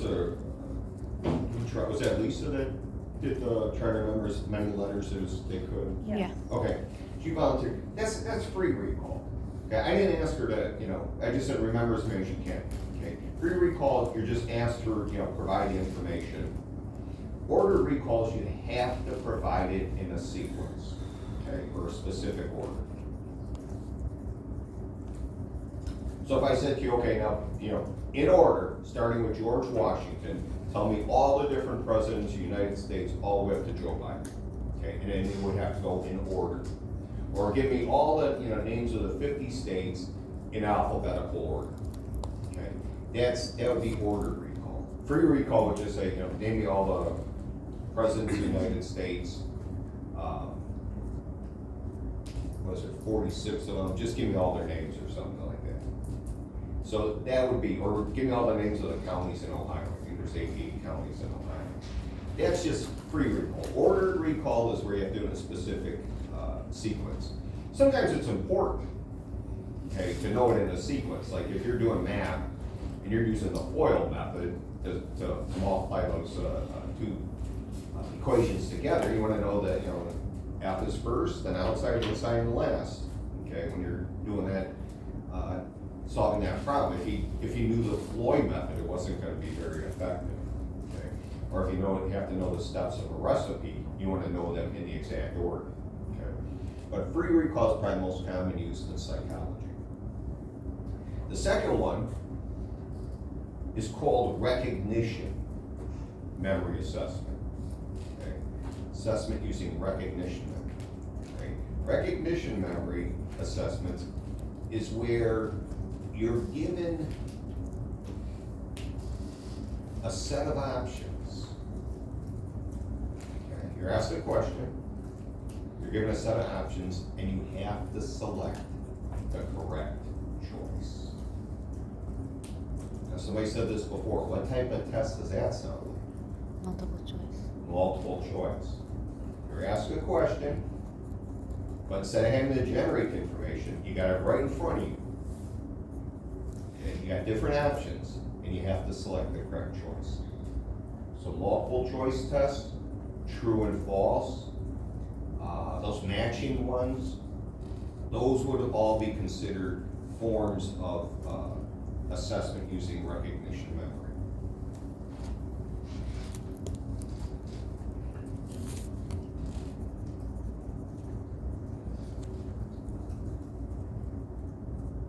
Now, everybody kind of cringes with an essay test. I took this class and got the worst grade I ever got in the psychology class because I didn't see it coming and I didn't know how to prepare for it. And I luckily got an A at the end just to save my butter. I already got an F in the class. That was just, he gave multiple choice tests. And you're thinking, oh, what's so hard about that?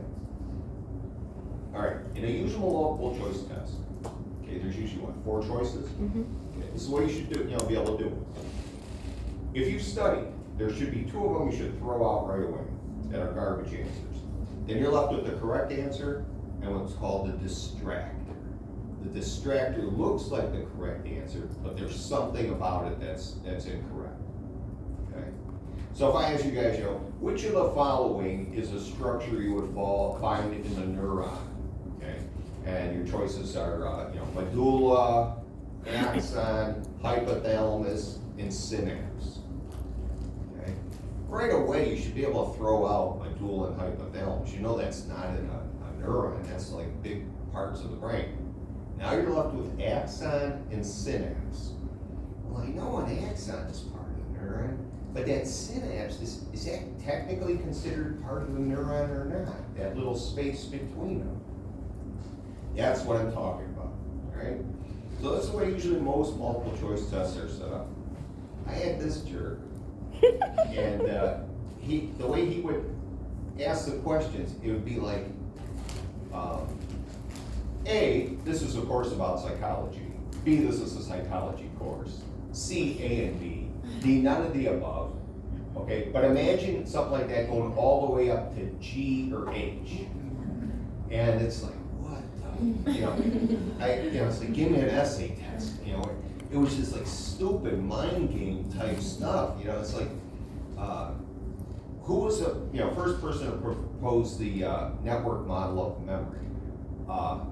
Collins and Bandura, Collins and Schifrin, Collins, Quillian, and Watson, and it would go on and on. Then you would get to choice F is A and D, G is A, D, and E. It's like, oh my, and thank God I have a decent memory because the last test, I knew this was coming. There were 3 tests. I think I failed the first 2. It's like, hey, I just, like I said, I was trying to get my head wrapped around this. I never had multiple choice tests like this before.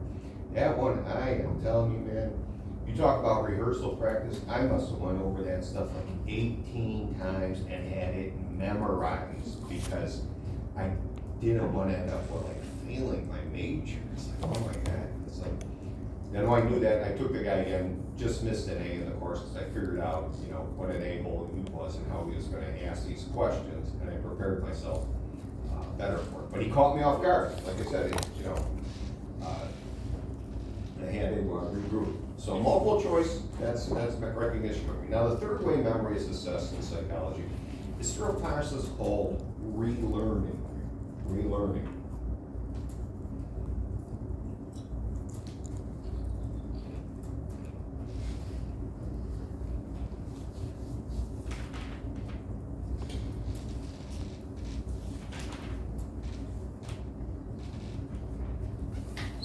This is how relearning works. Okay, and this is going to get assess different types of memory here. Relearning would be if I brought you in on today, October 26th, 2024, and I had you sit down and memorize a list of, let's say, 25 words. Okay, or 25 names of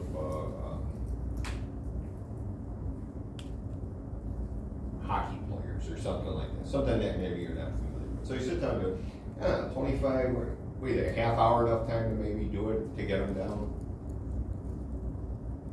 You might need maybe an hour to sit there and memorize all those? I'll give you an hour. Let's say it took you an hour, okay? So an hour, I quiz you got them all right. Okay, good. All right, you could leave. So you're done. I bring you back October 26th, 2025. I show you that list. I'm like, remember these? You remember you memorized them a year ago. Remember it? And they're like, oh man. Right. I'm like, well, sit down. Let's go ahead and study them. What we find is that when you relearn this stuff, even though you haven't seen it in a year, you're usually faster at learning that information. Okay, so maybe it takes you a half hour. Right, so we would give you a savings score of 50% because it took you 50% less time to learn that information.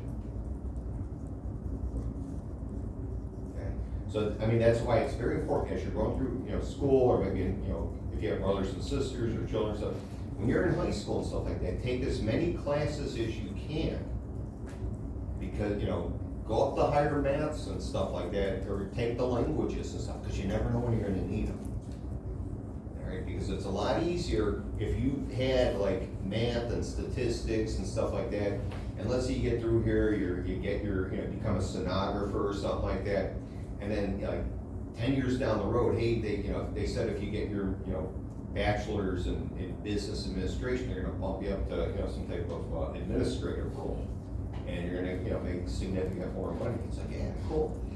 But it's a lot easier for you to learn, like maybe those classes if you had an accounting class before, or had a statistics class, opposed to having to learn it brand new at age 35, where you're working full-time, you got, 3 kids and a bunch of stuff going on, relearning is easier.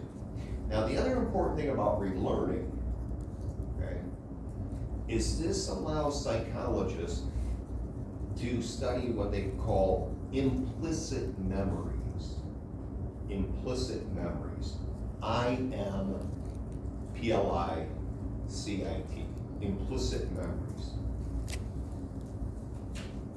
Okay. An explicit memory, EXPLICIT, explicit memory, that's a memory that you can easily bring to consciousness or awareness. So if I ask you guys, hey, what'd you have for breakfast today? Some of you guys would say I had, this to eat, or I haven't had breakfast yet, or all I had was, cold beer before class started, or something like that. Whatever, right? That's an explicit memory. You can easily, pretty much easily remember. You can bring it to your awareness pretty easy. Implicit memories are memories that exist that people cannot access very easily. Okay? They're memories, they're in there, but you just can't access them very easily. You can't get to them very easily. Okay, you got them up in your brain, you got them stored somewhere. And relearning helps us to sort of document that they exist.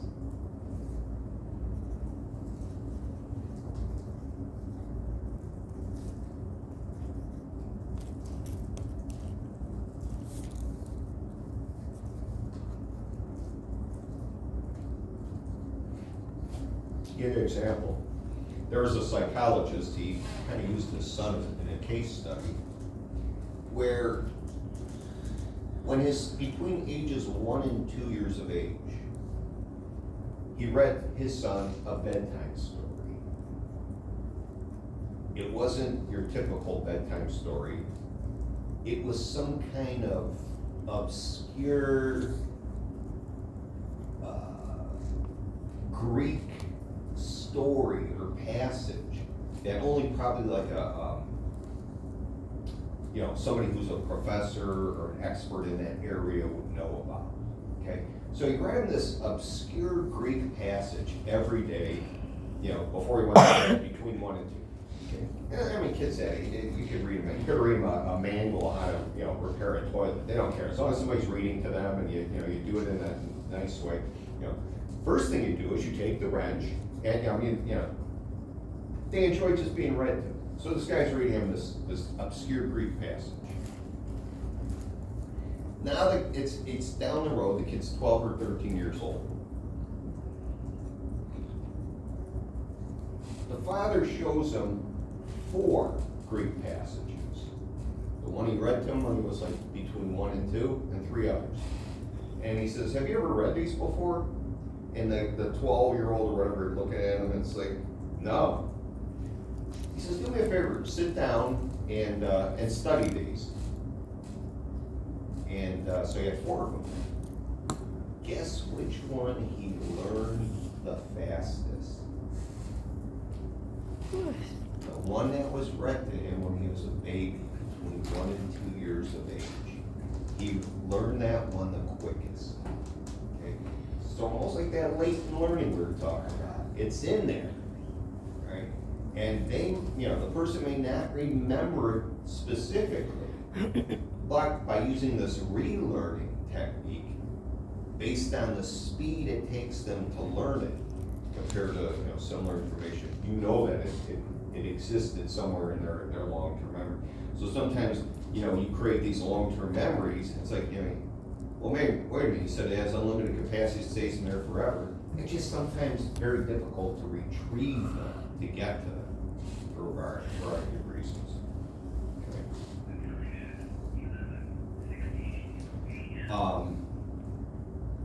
Because the next topic I wanted to get into is forgetting. Forgetting, because, you know, people say, "I forget something." And it's true. I mean, you can lose things. And the first person who actually studied forgetting was a psychologist. Last name was Ebbinghaus. I think it's Ebbinghaus. I think it's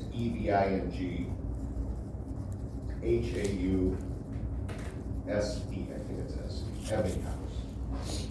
And when you go into chapter 6, you're going to see what's called the curve of forgetting. Curve of forgetting. That was first described by Ebbinghaus back in the 1800s and the 1880s. And the way he created this, or came up with this curve of forgetting, is he sat down and he learned a long list. I don't know if it was 50 or 100 words. There were 3-letter words, and they were nonsense words. Okay, he didn't want to learn words he already knew, because that would kind of defeat the purpose. So he had somebody make up these words for him. They were 3-letter words, so it'd be like words like WUP, W-U-P, TIV, T-I-V, B-O-C, BOZ, or something like that. So, I forgot what it was, 50 or 100. So he sat down and he studied these until he memorized them all. And he had somebody test them. So let's say he took the test today, October 26th. Did no further study. Never looked at those words again. He was tested again the next day. He lost, a decent amount at that point. So maybe he remembered, if it was 100 words, maybe he remembered like 70 or something like that, or 60. He was tested a week later, never studied again. It was maybe down to like 50 words he could remember. But what he saw was this. According to his forgetting curve, is when you forget stuff, you usually forget the most stuff right after you're tested, and then it becomes more and more gradual.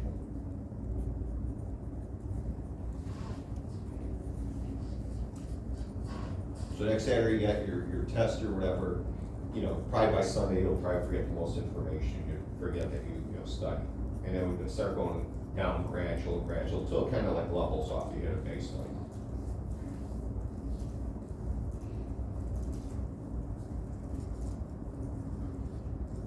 Okay. What I want to do now, I want to review, because there's the only other thing out of chapter 6 that I was going to cover, and I'll let you guys read about it, or the different reasons we forget. Okay, you guys can take a look at that. There's different ones like lack of encoding, like the stuff never gets in there. For example, has anybody ever gone down the hallway here and went up those steps that are in that lounge to get to the second floor?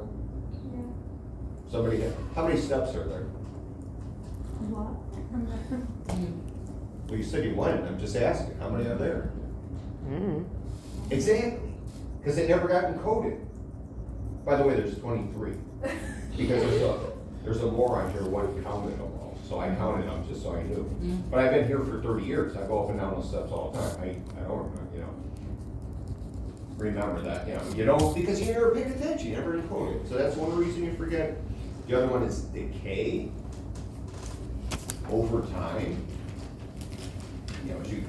Once you hit past 25 or something, you just start losing brain cells every day. They just start dying off. It's called cell death. And then you throw other things on top of it. Shot of alcohol knocks off some of them. The drug that does you no harm, cannabis, kills them. If you drop something on the floor and you got up and smack your head against the table, okay, that knocked off some. So it goes on and on. So you're losing them all the time. And as a result of physical decay, brain cells dying off, you forget things. You lose some connections. Okay. And then the third one, like I said, I'll let you guys take a look at it. It talks a little bit more about interference. They get into proactive and retroactive interference. And those are like kind of the big three why we forget stuff. So I was, just a brief, kind of an overview. The other one that, I'll have you read about is the contact shift effect, so. But anyway, so let me review, I'll include those back in a second. So, out of chapter 5, I want you to know the definition of learning. Know the definition of learning.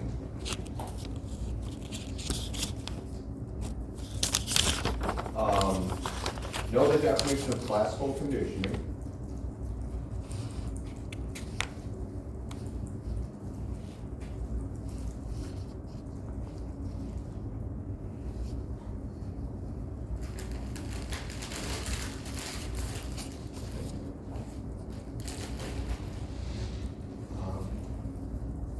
Know the difference between an unconditioned and conditioned response. The difference between an unconditioned and conditioned response.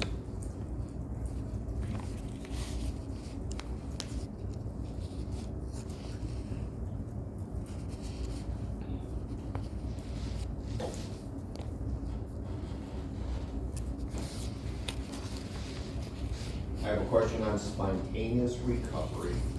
So kind of know the difference between extinction and spontaneous recovery. The difference between extinction and spontaneous recovery.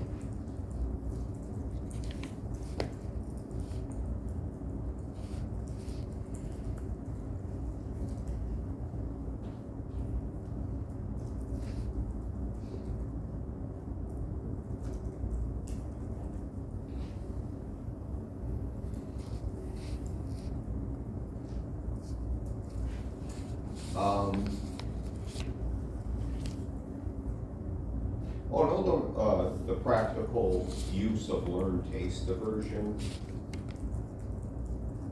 How they apply that to like protecting livestock. Practical use of learn, taste, diversion. How it's used to protect livestock.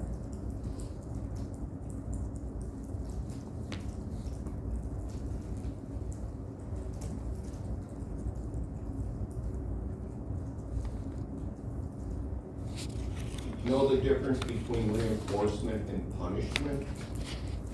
Know the difference between reinforcement and punishment.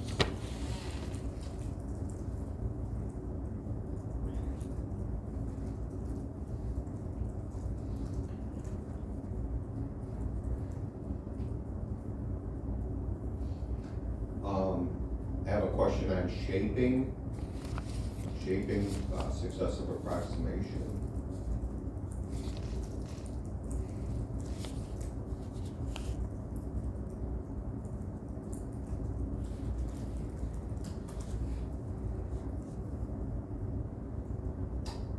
Know the difference between the continuous schedule of reinforcement and the partial schedule.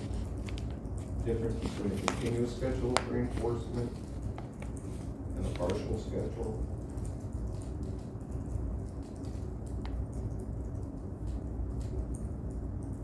Just the basic differences between a continuous schedule and partial schedule.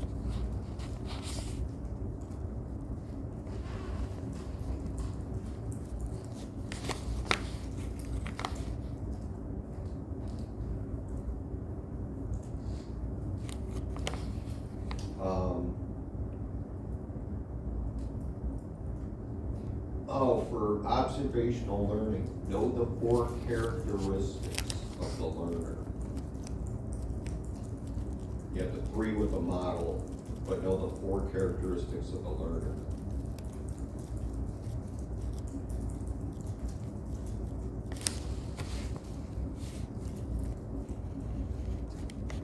Chapter 6, know the stage model of memory, okay, the order of the stages.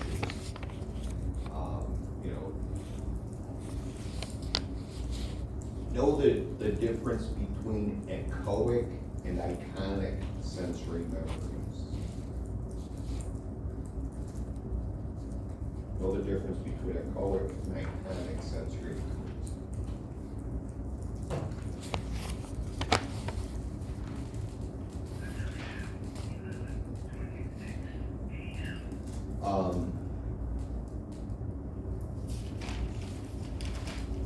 chunking is? Know what chunking is?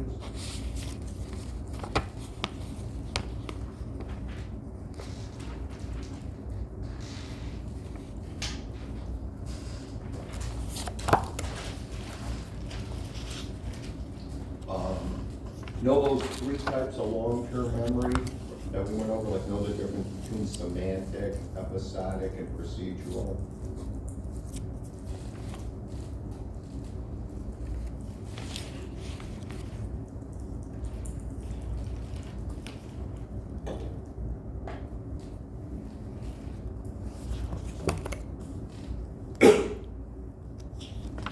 Know the definition of the term retrieval? The definition of the term retrieval? Okay, I get that in class, but it's in your book. The definition of the term retrieval. Page 198. Should be in there, yeah, retrieval.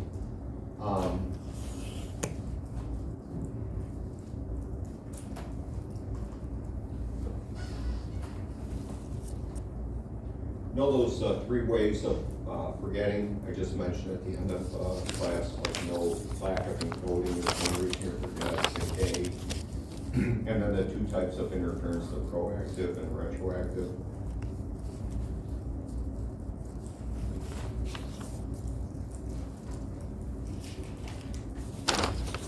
What was the last part again?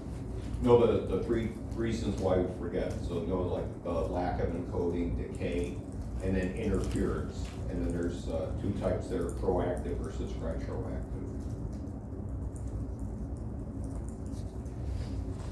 See, those types of interference, like proactive and retroactive, word proactive means moving forward in time. All right?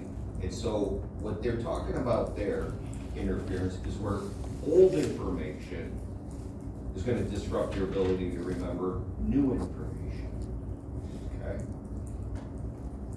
So for example, I don't know if any of you guys have these. It's kind of an obscure thing. And,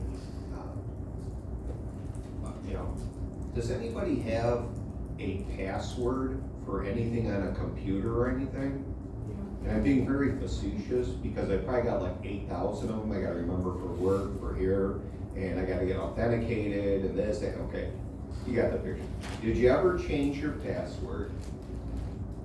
And you can remember the old one, but you can't remember what the new one was that you just changed it to? That's proactive interference. That's old information coming forward in time and disrupting your ability to remember new information. Okay? Now, the other one is retroactive interference. Retroactive interference is where you get new information and it prevents you from remembering old information. All right, this is a terrible strategy, so never use this. Let's say you're gonna take a test, you got 4 chapters you gotta study. Yeah, like you're gonna take next week. So let's say it's closed notes, closed book, you're not on the study guide, you just memorize your notes. And you got chapter 5 down, you got chapter 6 down, and you got chapter 7 down.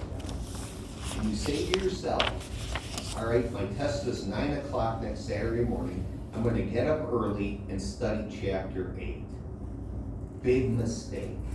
Because that new information you're studying, number one, you might have a hard time mastering it because you may not have enough time to go over it. Okay, that's one problem. Number two, it might block out information you've already learned. That new information, you'll be taking it, it's like, oh shoot, what was that again? What was that again? So that new information is gonna go backward in time and block out stuff you already know. All right? Your best bet is if you just cut your losses and do the best on all the stuff that you did study. Okay. The other one I want you to look at, we didn't talk about in class, is know in chapter 6 the context shift effect. The context shift effect. And how just changing the environment, the context, okay, in which you learn something, okay, can alter, how well you're going to be able to remember.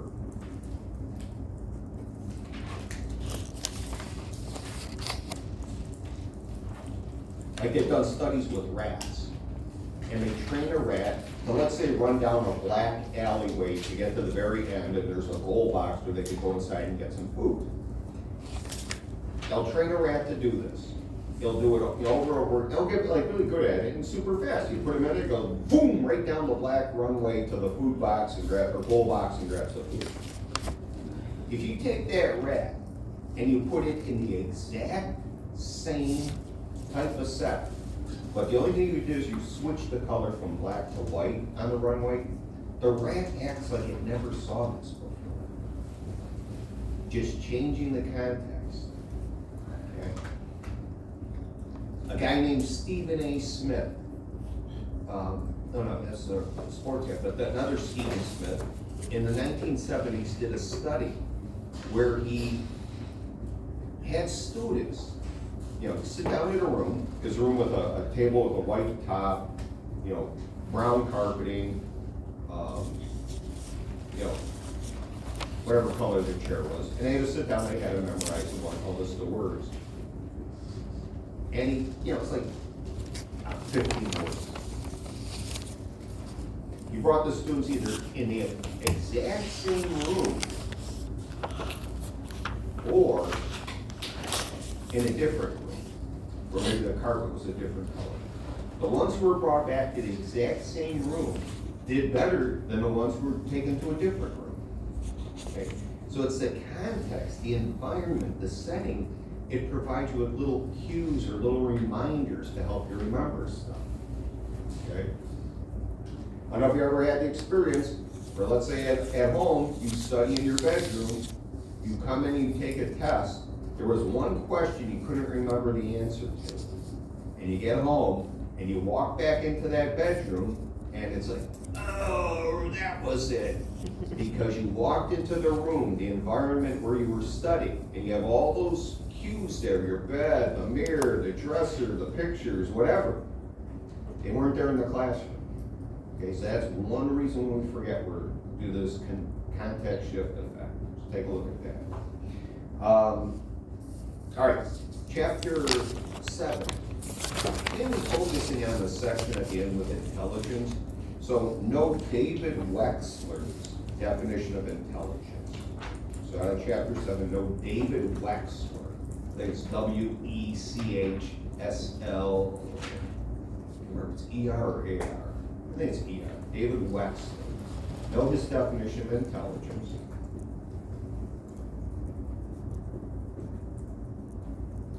I want you to know how to compute an IQ score. I know there's supposed to be no math in this class, but be familiar with the formula on how to compute an IQ score. They don't do it like this anymore. I mean, in the old days, they would take that formula, like the mental age divided by chronological age and multiply by 100. That's how they figure it out. Now, it's all standardized. So if they get an IQ test, they look at your score and they see where it falls on the distribution, what percentile and all that stuff. But now it's, but back in the day, when they were first coming up with IQs, you had to measure it somehow. They had this little formula. So know how to compute an IQ. And then know the difference between intelligence and aptitude. Intelligence and aptitude. A-P-T-I-T-U-D-E. A-P-T-I-T-U-D-E. Know the difference between intelligence and aptitude.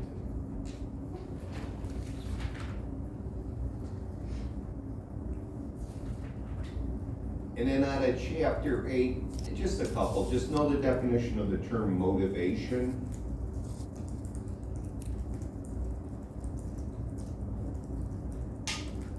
Know the definition of the term motivation. Also be familiar with arousal theory. Arousal theory. Arousal theory is basically saying that people, in order to feel a sense of well-being, they have to have like a certain level of arousal. There are some people what they call, Zuckerman came up with a questionnaire, it's called a sensation-seeking scale. And there's some people who are like high sensation seekers. In order to feel like a sense of well-being, they have to have this high level of arousal. These are people who like to go bungee jumping and skydiving and all that stuff. There are some people that are kind of low end, you know, excitement for them is a new book from the library or something like that. They're low sensation seekers, you know. And I think most of us fall into the middle. But you have what's considered like the optimal level of arousal to feel a sense of well-being. It also impacts your performance, okay? You gotta be challenged enough. If you're not challenged enough, you're kind of be bored and your performance will suck. Or if it's too heavy duty, you know, you'll be, again, like stressed out and just not be able to perform well. I mean, even something simple. Everybody here know how to start a car? Yes. Yeah, okay, no big deal, you know how to do it, but let's put it in a situation where heavy duty arousal, your car stalls out on a train track with a train coming at you. Okay, starting that car is gonna be, you know, you'll be hitting buttons or you know, working a key like a maniac to get your car off that track so you don't get run over. So something simple like that, under high levels of arousal, you start making mistakes and you know, doing things there. So know the arousal theory, and I can't remember if I asked you guys this one or not in this test, but just know it. What is the hunger hormone? What hormone lets you know that you're hungry? That's So a good. know that just in case, because I can't remember if I added that one in or flipped it for a different one, but we know that like cholecystokinin, CCK, that's the hormone that lets you know when you're full, all right? And that's why they tell you eat slow, because it takes about 45 minutes for your intestines to release the whole cholecystokinin, and then goes up to your brain and says, hey, you're full, okay? If you're eating super fast, you're gonna outrun the CCK and probably end up overeating. So take your time, because it takes a while, and then like I said, you'll feel filled up. But then there's another hormone that kind of stimulates the feelings of hunger, so know what that guy is. And that's it. So yeah, study that stuff. We'll come in, take the test, and then we'll start into chapter 11, which is personality. So I think I explained this on my syllabus, skip around a little bit. I say 9, 10, and 13 toward the end because it gets into some developmental stuff. And a lot of times people who take this course go on to take child growth and development, lifespan development, CAD lesson. So I figure it's fresh in your head toward the end. So we'll skip to personality next week, and we'll go from there. So have a good weekend, and happy Halloween. I got my Halloween door there. It's kind of squeaky. You guys come and go. So.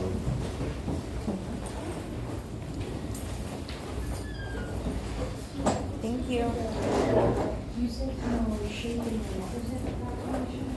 Oh, the shape is success of a project. That gets the first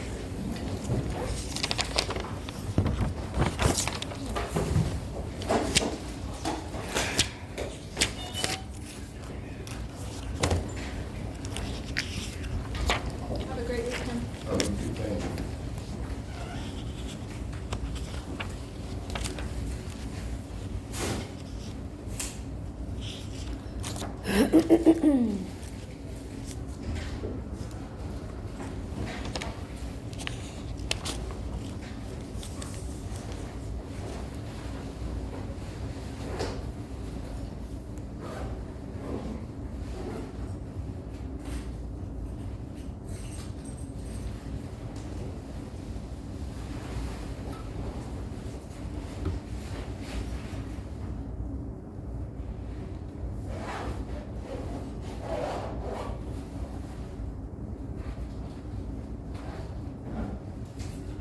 Have a good weekend. You too, thank you.